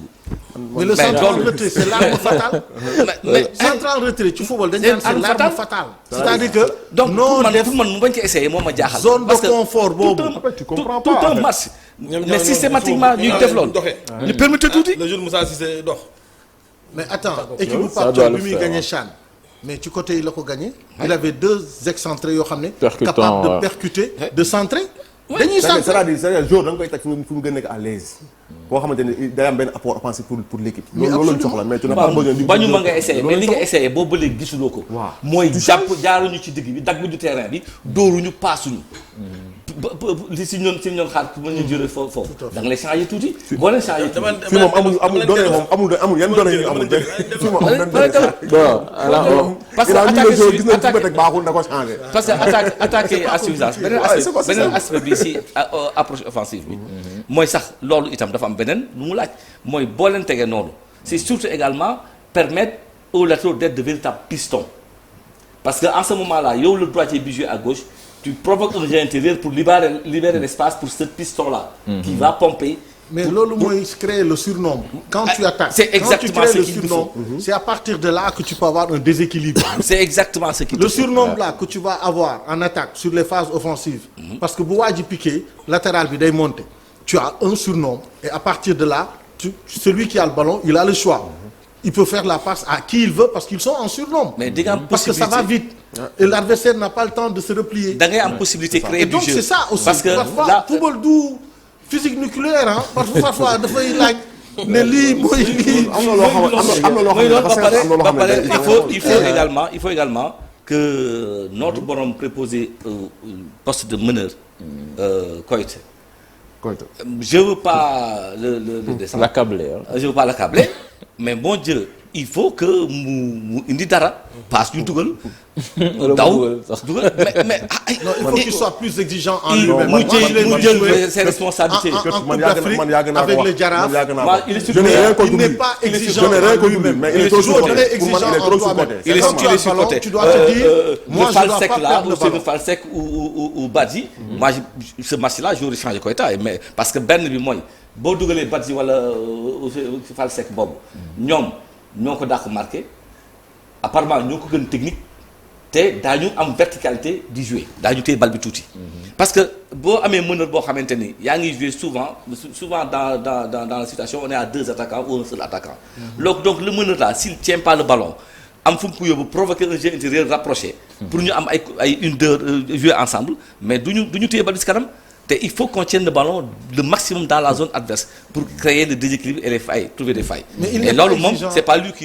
Il n'est pas exigeant en lui-même. Pour moi, c'est pas lui qui le fera. Et moi, je l'ai vu jouer et je le disais ici, un match de Coupe d'Afrique où il avait une balle de match. Jaraaf avec Jaraaf. Non, Jaraaf. Match Coupe d'Afrique bi passé. Jour bu mel noonu classe bi ñuy wax ci moom mais moment yooyu da ngay def la différence. soo ko deful doo grand joueur. il est resté grand joueur bés bu mag da ngay teew. grand boo bëggee dégg rek saa li ko si wax c'est-à-dire il est trop surcoté man yàgg naa ko c'est-à-dire man c'est un joueur bi nga xamante ne je l'ai su depuis bi mu nekk TFC benn mu ñëwee Jaraaf j'ai couvert beaucoup de ces matchs convaincre ma honnêtement te li ñuy wax ci moom ak boo ko seetaan et puis da ngay am des. Ah oui, il est resté dans de bonnes intentions. Vraiment. Moi je pense que il peut mieux faire. En tout cas, il est titulaire en équipe nationale. On espère que on espère. Non, joueur da ngay am exigence en toi. Da ngay naan man bal bii du ma ko perte wala bii su ma ko yoree dinaa ci def. C'est-à-dire que dinaa am au moins 3 ou 4 bonnes actions dans un match pour. Est-ce que le fait qu'il n'est pas trop concurrencé loolu aussi da ciy joué xam nga quand tu n'es pas trop concurrencé. Enfin tu peux dire que yow yaa fi nekk. Au Jaraaf il est titulaire à 100%. En sélection gis nga ko il joue tous les matchs.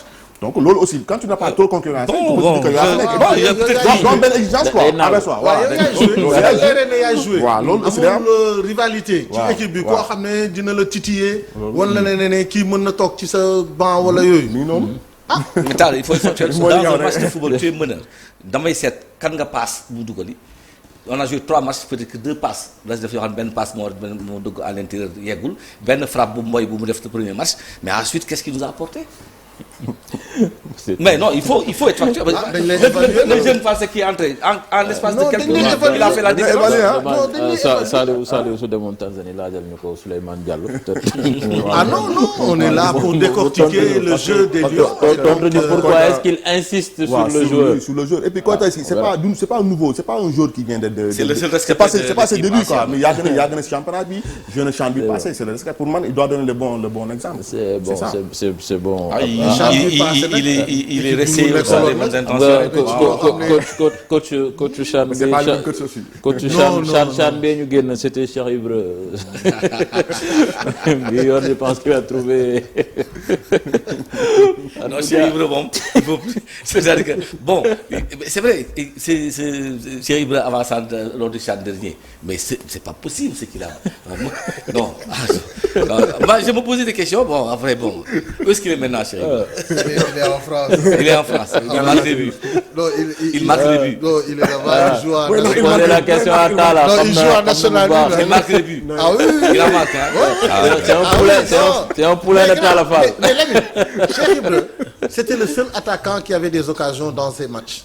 Regarde l'équipe. Non, en tous les cas, moi ce que je peux dire, c'était un joueur qu'on dit brut. Parce qu'il était dans un club où, par exemple, il n'avait pas assez de temps de travail. Dis-moi aujourd'hui, dans certaines des équipes nationales, en certaines catégories, le nombre d'attaquants qui ont eu autant d'occasions dans un match. Lui, c'était le seul à se créer tous les matchs des occasions de but. Il n'a jamais eu... Non, si. On va fermer la digression. Mais attends, Lamine, il faut le rappeler à Tala aussi qu'il avait avec lui l'équipe joueuse. Oui, l'équipe de très bons milieux de terrain, des excentrés très performants. Et loolu ça. Voilà. Loolu là. Donc les occasions là, il faut mais il ne se cachait pas. Il était bien servi. Il marquait pas. Foofu moom ku fa nekkoon am occasion parce que gars yi doon football dañuy indi bal yi. On a servi les balles. Parce que Malick Mbaye dina déborder dina centrer. Voilà. Et il y avait des gens qui tiraient l'équipe. Lamine Camara était capable de tirer toute l'équipe. C'est une belle équipe. Bon, on espère que équipe bi suba dina topp ci ay traces am déjà qualifié quart de finale parce que c'est pas gagné d'avance coach mi ngi koy rappelé on peut se retrouver déjà avec 3 équipes à 5 points. te boobaa xam nañ lan moo leen war a départager. avec ces buts là. Voilà, Soudan il faut le gagner. Il a plus 4 hein. Il faut gagner. Il a plus 1 Congo 0. C'est ça nekkete Nigéria mooy nooy neex bi mais ñun benn 1-0 rek lañ ko dóor malheureusement. À moins 5. Bon, peut-être que suba aussi ce sera le sursaut d'orgueil ñoom tamit nañu fexe neutraliser Congo. Voilà. Ça va. Ils vont pas partir comme ça avec 0 point. Au pays moom ils sont attendus. Sinon Eric Thiel comment il s'appelle? Le Malien là. Non, sinon il va faire ses bagages. moo yor équipe A bi en plus. Voilà donc c'est difficile pour lui. Donc c'est demain Sénégal Soudan ñuy xaar rek gaynde yi gagné pour qualifier ci quart de finale yi dañuy ñëw nag wax ci beneen sujet sànq nañu koy wax ci titre c'est les prolongations de l'Assemblée générale élective bi nga xamee ni moom moo fal Abdoulaye Fall def ko président fédération sénégalaise de football. On rappelle que ça a été une élection très contestée avec le camp de Madi Touré aussi qui a rejeté ces résultats ba ñu def ay réclamations et aux dernières nouvelles Wiw Sport mi ngi ñu xibaar ni que dafa am loo xamee ne ñi ngi ko doon xaar boobu ba léegi génnagul woon muy procès verbal boobu nag nee nañu li ko tardel c'est parce qu'on a annoncé un total de 509 votants ci dépouillement bi te 510 bulletins moom la ñu répertorié mu nekk loo xam ni mën na peut-être andi ay jafe-jafe ci élection bi bon une information à confirmer loolu yëpp dinañ ko topp xool fu muy mujj mais kii moom Pape Kandji la mi ngi ci plateau bi moom dafa bokkoon ci Madi Touré 2025 mais Pape dafa génn ci coalition bi pour demal boppam parce que yaa ngi woon fii nee nga da nga présent wu da nga gis ay affaires yoo xamee ni dafa tax yow nga bëgg a demal sa bopp clamé jil sa bopp loolu yëpp nag di nga wax fan ngay jëm ak fan nga bëgg a jaar mais déjà ce initiative bi nga jël lan moo ko waral.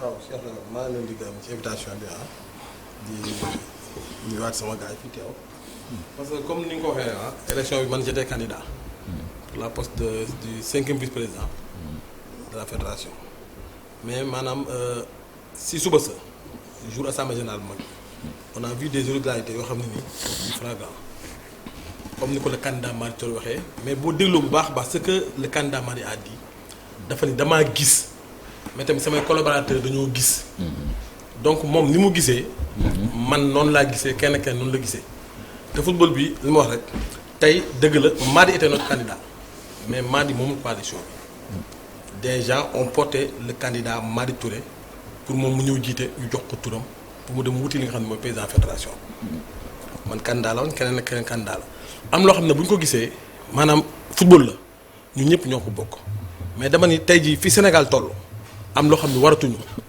am na loo xam ne bu ñu ko gisee waratuñ cee noppi waratuñ cee gëm suñu bët dañ ko war a xeex parce que man li ma jàpp mooy aujourd'hui en 2025 pour que tey jii le président Diomaye jiite Sénégal des gens ont donné de leur vie te tey man pare moo pour joxe sama dund de mais pare naa pour xeex ngir football Sénégal mais li ñu gis football bi nii bu ñu ko bàyyee mu continuer du baax te du dem.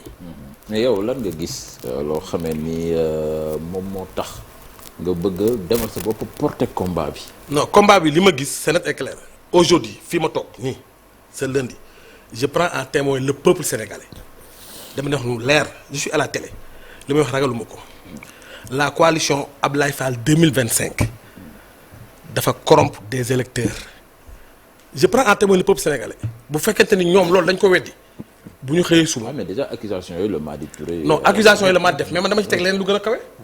li may wax nii ñoom bu ñu ko weddee bu ñu xëyee nañ dem devant le procureur bu ñu demulee na peuple sénégalais xam ne donc ñoom nangu nañ ko ma ragaluma de dama ni li may wax nii ñoom bu ñu ko weddee la coalition Ablaye Fall 2025 ont corrompu des électeurs bu ñu ko weddee bu ñu xëyee suba 10 heures nañ ma convoquer devant le procureur ma génnee les preuves bu ñu ko defulee na Sénégalais xam ne ñoom loolu ñu leen ji ñoom ñoo ko def yow tu as les preuves de cette j'ai les preuves boo xamee ni déggaguñ ko par rapport li ñu jot dama ni siiwal ci dama ni yoon naa preuve yoo xam ni bokkut ak li ñu jot a siiwal xam nga li ñu jot a siiwal sax ñoom ñoo ko siiwal seen bopp parce que tey jii on a vu Moussa Mbaye toog ci télé ni on a logé 285 personnes électeurs 285 moom la wax de devant tout le monde Moussa Mbaye wax na ko Ablaye Sow wax na ko Elimane Lam wax na ko ils ont logé 285 électeurs te nag avant boobu la fédération génne na këyit. ils n'ont pas le droit. non ils n'ont pas le droit ça parce que la fédération génne na këyit ni c'est la fédération qui transporte et loge les électeurs mais nañ delluwaat ci livre yi ñu xool corruption mooy lan mooy corruption mais corruption foofu la tàmbali corruption dañuy mooy li nga xam ne ni cadeau même bu nekkee cadeau la nga jox ko nit par rapport ak service bu war a def. c'est assumé su demee ba wax ko siiwal ko si plateau télévision ça veut dire que ñoom ils ont assumé. non xam nga tey jii. nit dina jiite te doo xam la muy jiite lan la. xam nga nit dina wax bu dugal boppam. xëy na moom jiite na club mais xamul texte yi mais ku xam texte yi xam nga ni loolu FIFA da koy tere article 28. code éthique FIFA da ko tere corruption la. mais man li ma bëgg xam mooy yéen ban moment li ngay wax ni c'est-à-dire ban moment avant vote yi démarré amoon ngeen ay éléments yooyu wala. non loolu damaa voté après ngeen ko xam ci biir vote yi la parce que vote yi xam nga vote yi dañ ni dañuy tere téléphone bu dugg.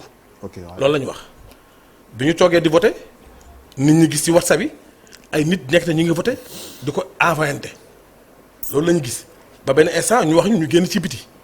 bi ñu génnee mais ñoom ñu ngi wax depuis loolu naan caméraman ñoom nangu nañ de parce que ñoom nee nañu kooku caméraman la mais tey man dañoo xam lan lay liggéey ku wax man du ma réalisateur non attends mais attends waaw mais le responsable de club mais du par rapport ak métier moo koy kii donc caméraman boobu tey bu fekkente ne ñoom ñëw na jàpp nañu dafa voté ba wan waa ji ni ko voté naa moo ko jox ko xaalis mais loolu lan la. Ablaye Sow dégg naa ko mu ne loolu c'est trop léger ah. nee na loolu c'est trop non c'est trop léger c'est trop léger dafa bëgg du lourd na xëy suba porte ba plainte pour diffamation. démb également maa ngi suivre Bakary Cissé sur TV5 Monde également je pense qu'il a quand même nié accusation yëpp. non waxi Bakary moom c'est dëgg xam nga dama ko wax parce que démb ci guddi dafa nié ni amuñu félicitation CAF xam nga démb dégg nga ko waaw waawal déet pourtant ñu xëy suba moom moo duggee foot local lettre CAF boo xam ne c'est daté du 3 dimanche 3 man xamoon ne administration dañuy liggéey dimanche. man j'ai vu ça ce matin. te démb moom Bakary moo ko ñëwee waaw oui ou non. te démb Dame c'est vrai que man j'ai suivi l'entretien avec la dame sur TV5 Monde bu nga Dame di laaj pourquoi donc ba léegi gisaguñu félicitation ministère d'abord des sports la ko wax. merci ak bu CAF. FIFA yooyu noonu c'est vrai que question yi. non dafa tontu ni non téléphone. jaani woote na daw si ne ko c'est privé. est-ce que loolu c'est pas en interne seulement que yéen a ko yéen rek ko xam. c'est vrai que CAF du doxalee noonu CAF day bind lettre. non. waaw Bakary day bind Diagne day bind CAF day bind. waaw foofu Bakary xam nga Bakary wedde na sa kanam foofu ñëpp yëg. mu ne CAF bindagul. mais man li ma jaaxal tey bi ma yeewoo Bakary en personne moom laa gis mu dugal foot local lettre CAF ak. man j'ai vu les deux lettres. ba pare sur groupe benn forum également. lettre yoo xam ne c'était quand. du 3 le 3 c'était un dimanche. c'était le dimanche. c'était un dimanche bi élection yi pare man na xëy na CAF en Égypte xëy na foofu. waaw peut-être mën naa am ci administration. non mais maintenant mais pourquoi mu ñëwee ko démb 12 jours après mu ñëwee ko xëy suba tey génnee ko. mais Pape man sama problème mooy. bi yooyu di am ci biir vote bi. représentant CAF nga fa représentant FIFA ma nga fa. les huissiers yi ña nga fa war nekk yooyu. mais pour man dem ni yeggale boobu warul woon nekk quoi peut-être même sax bloqué que pour lii taxaw moo gënoon génn dem. mais est-ce que xam nga ñoom ñuy wax naan xam nga ñoom ñuy wër di wax naan le président Augustin jug na en gentleman. félicité Ablaye mais maa di moo def yi fi gentleman parce que des gosses appartenant à MT 2025 on dit clairement que lii dañ koy tas élection yi dañ koy arrêté maa di leen non parce que maa di c'est un légaliste xam na li nga xam ne mais attends je vous dis une chose xam nga tey match football bu amee ak lu mënti xew jàpp naa ni délégué de match bi mën na intervenir mais am décision yoo xam ne arbitre moo koy jël te les élections qui organise les élections c'est pas la fédération c'est le comité électoral qui organise te na défaillance yi mi ngi commencé ci comité électoral bi la veille le vendredi ban heure la ñu convoqué 9h du matin la ñu convoqué les électeurs ban heure la élection yi commencé 17h la commencé samedi la même chose mais ñëpp dégg nañu comité électoral bi ñu ni si un candidat est absent si quelqu'un vote ce bulletin là ce bulletin sera considéré comme nul loolu dégg nañu ko ñëpp moo ko mais bi ñu demee deuxième tour le candidat Madi Touré ñëw leen man dama désister mais candidat bu désister moo ko absent ñoo yëpp teewul commission électorale bi génne ay bulletins teg ko. compté ko gars yi voté ba pare mu compté ko au moins foofu waroon na mën a am fulla ak fayda ni mu ko waxee woon bulletins yooyu ñu voté Madi Touré mu ni c'est nul. mais est-ce que non quand même mais déjà l'information de U-Sport là sur le procès verbal là naka nga koy commenter ci différence benn voix bi nga xamee ne ñu ne actuellement moom moo tax loolu mënul génn. non xam nga loolu am na ca bis ba am na les gens ont constaté ça si jour bi que 509 la waroon nekk ñu compté 510 mais est-ce que commission électorale bi pare woon na pour def li war xam moo doon lan annuler élection bi ñu voté waat. la faute à la commission alors. ma ngoog parce que foofu noonu non moom la kay parce que c'est lui qui organise moom mooy organiser ba dañoo am statut ak règlement fédération mais dañoo am code électoral boo xam ne moom commission électorale bi moom moo ko yor moom moo koy doxal mais moom leer na ko ni bu fekkoon ni dañoo wàññi mu nekk 509 la woon mu nekk 510 mu continué ko moom xam na ni imaginez vous bu fekkoon ne keneen ki dafa gagné 2 voix wala de 2 voix nu mu koy def donc moom mu jëri si yooyu du ma ko jël mais na ko assumer. man juste sama question ça est-ce que jàpp nga ni la meilleure décision mooy da nga ne Madi a agi en gentleman. Est-ce que pour jàpp nga ni la meilleure décision mooy ngeen bàyyi élection bi déroulé est-ce que pour jàpp nga ni c'était la meilleure décision qu'il fallait prendre est-ce que comme ni ko si wax est-ce que fallait pas quand même changer de décision bi ngeen ñëw. de façon radicale mais attends xam nga tam nous sommes dans un pays de droit. Nous sommes dans un pays de droit ñëpp gis nañu benn instant avant élection yi commencé rek la gendarmerie dugg na salle bi waaw wala déet ñëpp gis nañu ko mais imaginez-vous tey ñu ne woon élection yi commencé na le camp de Madi Touré ñoom ñoo ñëw saccagé urne yi ñoo yàq élection yi. c'est-à-dire que y a une façon y a pas saccagé waaw mais foofu noo ko mën a mais nu mu ko mën a arrêté mooy Madi a interpellé comité électoral bi indi ñu indi huissier. lan la ñu ñoom à ce moment précis dañ na ko léegi dañ lay mettre en rapport avec un huissier. avec un huissier. pour ñu def déposition bi. waaw constater irrégularité yi. gis nga moment bi Kandji ngi nii sol casquette am Ablaye Sow ngi nii ñoom ñëpp ngi yéeg fii moment bi loolu moo xew fii. ci scène bi fii. ñoom ñëpp ngi nii Bakary ngi nii Ablaye Sow Amadou Kane ñoom ñëpp ñu ngi fii tu les vois. Kandji ngi nii sol casquette am sol en bleu. taxaw. moment boobu ci la ñu ne.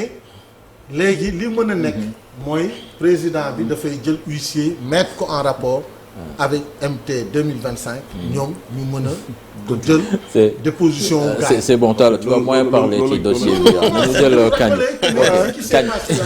c'était ça en fait pour nous rafraîchir la mémoire que ne à ce moment-là c'était ça. ok léegi mais Kandji yow pourquoi léegi nga jël décision ne da ngay génn ou bien démarqué wu ci coalition bi parce que xam nga ñoom li ñu bëgg a def yow nga démarqué wu. pour jël say démarche bopp. yow parce que xam nga coalition mbooloo la. mbooloo la te mbooloo boo ci bokkee même bu ñu jëlee décision boo ci àndulee dama jàpp ni li gën a rafet mooy nga ànd ci décision boobu parce que yaa bokk ci mbooloo mi. mais tey jii tout le monde sait que ni dëgg la salfaane nañu ay charte football mais nag corruption. du charte football kese nous sommes dans un pays de droit te ñëpp xam nañu suñu code pénal article 254 255 256 dafa daan li ñu naan mooy corruption mais man sama gis-gis xëy na wute na ak gis-gisu kii bi. coalition bi ñoom gis-gis bi mooy nañ ko topp ci yoonu football mais man ma jàpp ni lii duma ko yemale rek ci yoonu football. parce que dañoo xamante dëgg. lii day yàq ay jikkoy nit day yàq askan. léegi doo ko yemal ci yoonu football lan ngay def concrètement non li may def concrètement mooy dinaa dugal recours ci football mais dinaa dem porter plainte ci li nga xam ne mooy procureur de la république OFNAC même bu ko jëlee assemblée commission d'enquête dinaa ko def.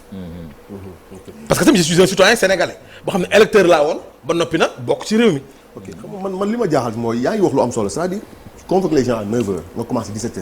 waaw. c'est-à-dire fal njiitu réew si boppam sax moo gën a yomb sax léegi fal président de fédération au Sénégal parce que c'est le constat non moom mais boobu sax tane na parce que ay 22h pare nañu mais le samedi convoquer les gens à 10h ñu commencé ban heure parce que 22h gars yi ne fa ba ban heure 4h heure boobu fekk Sénégal xam nañ njiitu réew bi kan la dañ xam sax Sénégal 8h 20h di nga commencé xam ne millions de Sénégalais doon di nga xam sax millions de Sénégalais te loo xam ne nii xam nga c'est ça pour ñooy voté mais imaginez vous nga ñëw ba ci heure bi taxaw ñu ci heure bi président commission bi jóg nii vote bi daal xool naa ba xool waaye dama koy taxañ benn non new texte nekkul fenn de dañoo war a voté benn par benn mu ni non heure bi may dugg ko da koy taxañ benn pourquoi neex ko joxul benn explication. non explication bi ñu joxe c'est simple nee na bu ñu demee ba minuit bu ñu demee ba minuit bu ñu commencé wul comité de normalisation lañ jëm te ñu convoqué ñu 10 heures. mais bu yéexee vote bu yéexee démarré la faute à qui donc. moom parce que instant bi mu convoqué les clubs mais les délégués étaient présents. mais nag man li ma mënul comprendre li su ma bàyyi xel ci li nga wax mooy mënoo convoqué ñi 9h affaire bi yéex a commencé nga bëgg a taxañ vote bi comme ça. loolu aussi pour man loolu aussi c'est pas à revoir loolu parce que vote bi bu yéexee démarré est-ce que c'est la faute c'est pas la faute aux votants. c'est pas aux électeurs. aux électeurs donc mënoo jël affaire bi yow comme si ñi ñoo def erreur. en tout cas daal football bi dafa laaj assise. waaw léegi su doon jëpp su ko defee lu ngeen si espérer ñu daan élection yi non man moom li ma ci espérer mooy ku fóote sur le plan pénal ñu faj ñu daan la sur le plan sportif ñu daan la te FIFA li mu wax dafa yomb loolu noonu ku ko def 100 000 francs suisses amende au minimum 5 ans radiation football. waaw c'est bon leer na léegi kon daal yow fi mu nekk nii da nga leen di dem topp ci justice bi nga xamee ni moom lañ fi nekkal ak justice bi nga xamee ni mooy yëngu ci wàllu football. non man si yoonu football bi commencé naa bu yàgg parce que déjà le 5. xam nga élection yi le 2 la. bi ñu toogee ba le 5. gisuma PV gisuma dara. bind naa la comité électoral bi par le biais du secrétaire général de la fédération laaj ko li nga xam ne nii mooy PV assemblée générale bi. le 5 la woon boobu ba léegi aw ma réponse gisuma PV. voilà mais Tall président bi nga xamee ni moom lañ jàpp ni lañ fal bi élection bi jeexee mi ngi doxal de. mu ngi def ay tournées gis nañ ko Maroc gis nañ ko Mauritanie mais non gis nañ ko mais yéen concrètement yéen recours yi ngeen dugal fan ngeen ci toll ak lan ngeen ci defagum ak fan ngeen ci toll. non xam nga recours mënul am tant que préfet bi génnagul xam nga élection li ñu ci wax dafa leer il faut mu am notification wala publication te benn ci ñaar yooyu amagul ba tey. Pourquoi les gens devaient se poser la question pourquoi on a fait des élections le 2 aujourd'hui on est le combien on est le 18 et bientôt on sera le 19 demain Inch'Allah et on te dit que demain dinañu génne ay PV ci li ñu wax moi j'ai vu un post tout à l'heure bu ñuy wax ne suba la ñuy génne PV yi daal di photo Ablaye xam nga ma ne bon on attend parce que li wóor ba wóor mooy mënoo def dara tant que amul notification wala publication loolu la ñuy wax ci texte nag da nga koy topp doo def loo xam ne ëllëg tu seras en porte-à-faux mais ce qui est sûr c'est que avec tout ce qui s'est passé moi je vois mal un président qui n'a pas été officiellement élu dem et puis tu choisis tes pays yow da ngay dem dëkk yi nga xam ne Augustin dafa am bis bi ak waa ji nga choisir pays yooyu c'est-à-dire que sénégalais. il est en mission au nom de la fédération ou bien. il non mënugul nekk fédération parce que xam nga fédération. Lamine la fédération leer non passation y a pas d'installation. président ministre des sports. bés bu lay installé moom moo lay installé quand même xam nañ nag tuuti ci lu nga xam ne ci jaar. et puis PV dafay génn président de la République bu ñu koy nommé dafay am PV. PV bi day perte yeneen parti ñu mën a def recours à partir des PV c'est pareil le droit il est là et il est valable pour tout le monde à partir de ce moment moi je vois pas l'intérêt de se précipiter et de se jeter dans les bras des gens yi nga xam ne waa ji Augustin dafa nekkoon en bis bi avec eux parce que Sénégal la ñu quand même on est sénégalais et képp kuy génn ci non képp kuy génn ci réew mi di wax ak di ñu représenter da nga ñu war a représenter avec beaucoup de dignité et de fierté Sénégal tey moi j'ai vu qu'on a parlé de développement parmi les 54 pays africains le Sénégal fait partie des 2 pays africains yi nga xam ne moom la FIFA choisir comme modèle de développement modèle et waa FIFA yónnee fi ay experts ils ont choisi le Maroc et le Sénégal man dama soxla tey dem du Maroc pour laaj leen naka la ñuy développer fii en petite catégorie pour jël exemple ci ñoom Maroc lan la ñu ëppale loolu infrastructure. bon ça c'est son initiative. peut-être xam na lu mu koy def mais li am solo kay mooy tournée bu muy def. est-ce qu'il doit le faire ou pas. non c'est même pas une tournée. Est-ce qu'il doit le faire à quel titre aussi. tu pars dans des pays. Est-ce qu'il doit le faire et puis non à quel titre tu quoi. pars dans des pays question boobu la ñu laaj quoi. non mais question boobu la ñu posé quoi. mais de façon mais les gens qui l'accompagnent ce ne sont pas des gens de la fédération. Ouais, j'ai vu qu'il est avec. Il est avec Ablaye Sow. Il est avec Ablaye Sow, il est avec Fadiga. Mais j'ai l'impression que ça, ils ont déjà changé les textes. Était déjà là-bas. Non, de la FIFA. Voilà, c'est bon. boo gisee photo bi. da ngay xam ne Mayacine ñoom dañ fa demoon. pour FIFA comme li FIFA def si woon Sénégal. moo tax Mayacine mais la mission au Maroc est-ce que yegguñu. yegg nañ fële. yegg na Tanger. dem nañ ba si stade bi. dem nañ Tanger dem nañ xool saa loolu xam nga boo seetloo loolu. ah mais nag y a les langues qui se délient hein. waaw non xam nga non parce que certains ñii ne nañu mission sportive la ñii ne nañu mission politique la parce que ñenn dañoo dem ziyaare ji Macky Sall. man boo déggee man li tuut moo ci am. man li tuut moo ci am man jàpp naa ni moom dem na en tant que moom dafa dem déplacé en tant que président de la fédération moom loolu la déplacé. amul leneen. non bu demoon en tant que président de la fédération xanaa ànd ak seen vice président. moom dans son esprit loolu la demee. on se dit la vérité loolu la demee. pourquoi pas non je suis pas contre. tu sais xam nga man lan laa bëgg. il faut qu'on soit légaliste. nga àdduna boo nekkee ci dëgg. balaa ngay commencer le processus bi. jeex waaw loolu c'est vrai waaw boo nekkee ci dëgg. bu ca ragal a wéet. waaw. non ma ne Youssou Ndour nee na boo nekkee ci dëgg. bu ca ragal a wéet waaw xam nga ragal a wéet mooy xam nga lan man maa ngi ci dëgg. waaw damay toog ba ñu samp ma. fii jël avion dem mooy li gën a yomba dem visiter Maroc. en moins de 48 heures tu peux y aller tey boo jëlee billet suba nga dem Maroc. tous les jours am na vol pour dem Maroc. rawatina nag dem Mauritanie. te man su fekkoon ne da nga ne ma sax damay dem Cap-Vert damay dem Mauritanie. damay dem Guinée damay dem Abidjan. mais yooyu yëpp non loolu moom la concerne. loolu moom il a ses propres motivations peut-être moom moo xam. non man bu doon man la sax man damaa dem si CHAN ba vraiment xooli xale yi. ok d'accord peut-être dina dem. il a ses motivations dañ ko ko bàyyi. c'est bon waaw on va attendre donc. PV gënagul. mënul dem non taxamal li gën a garaaw li tax teg sa garaaw PV bi ñoom ils ont mis combien de temps. non man presque 18 jours je me pose. 18 jours pour benn PV. bu PV bi génne bu PV bi génne pour les recours. tu n'as que 48 heures alors. pour PV bi génne pour les recours. tu n'as que 48 heures pour def recours. te ñoom ils ont pris 18 jours. pour defar élection yi passé c'est bon donc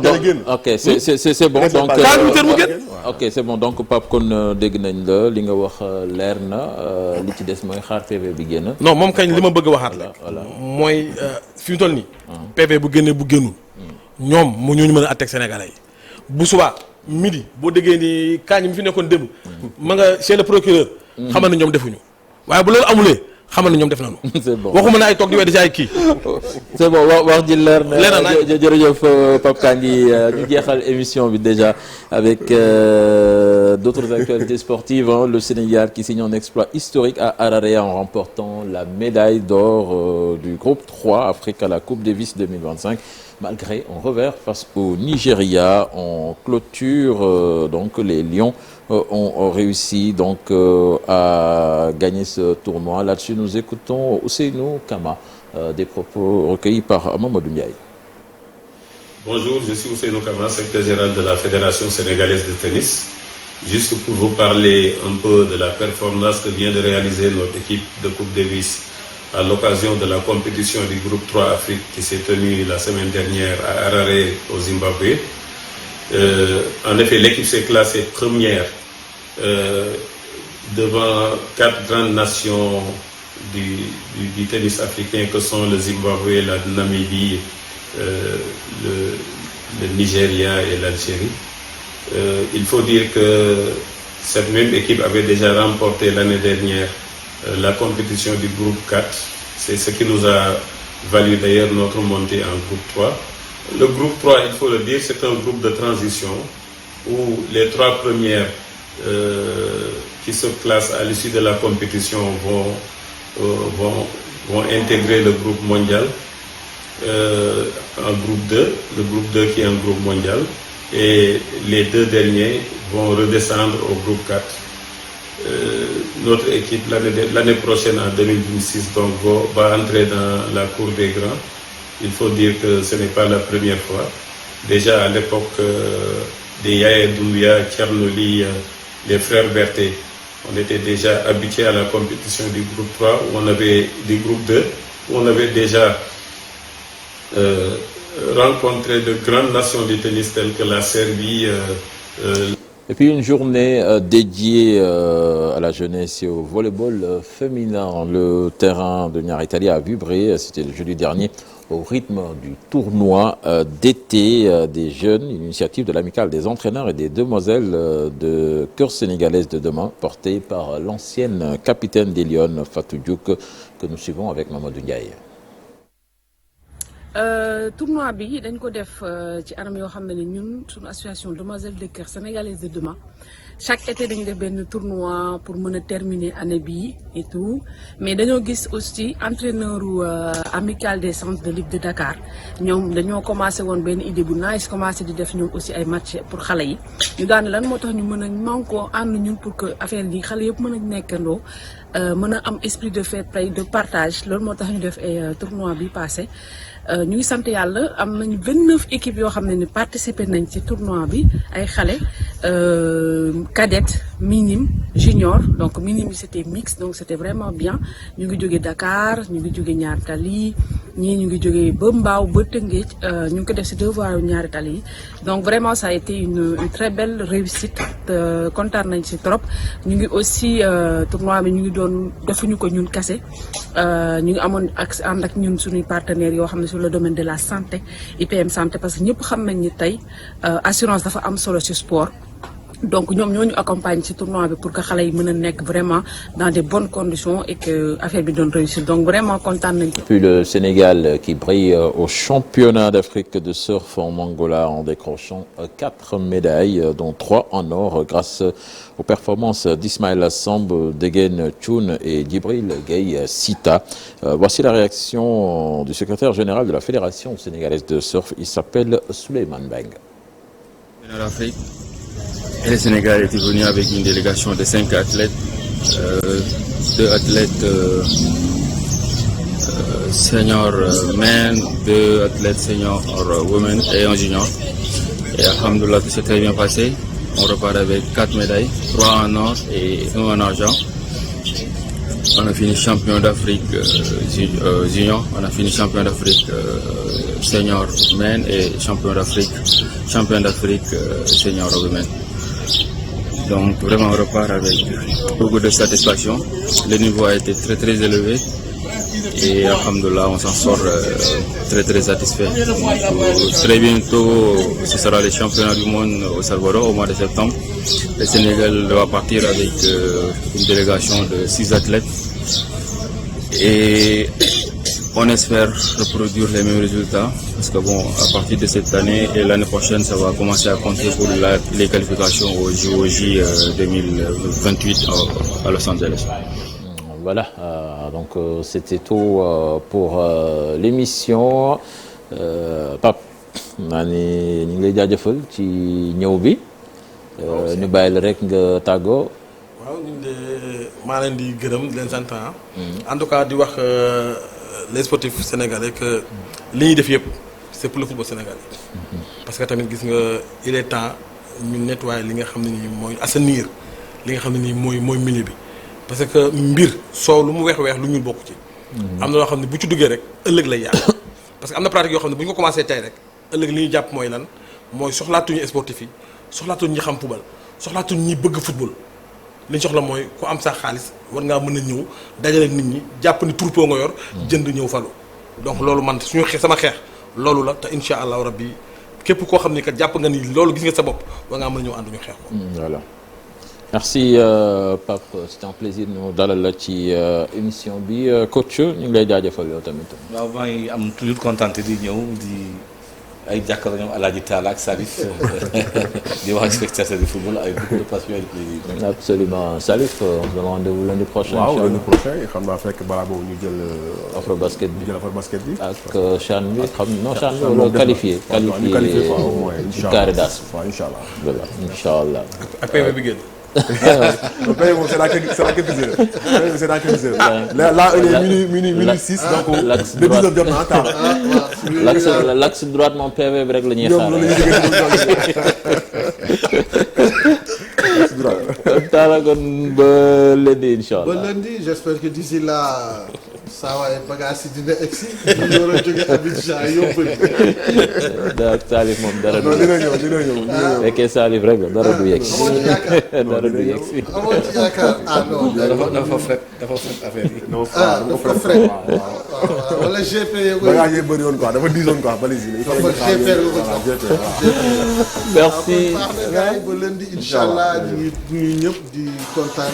J'espère qu'on va se retrouver lundi avec d'autres dossiers Inch'Allah, Inch'Allah. Merci à l'équipe technique derrière, Pierre Da Silva, Djamil Si à la réalisation, Aziz Soumaré au son, à la coordination, Mamadou Ndiaye, Cher Sadibou Diarab. Excellente suite des programmes en compagnie de la Télé Futur Média. Au revoir.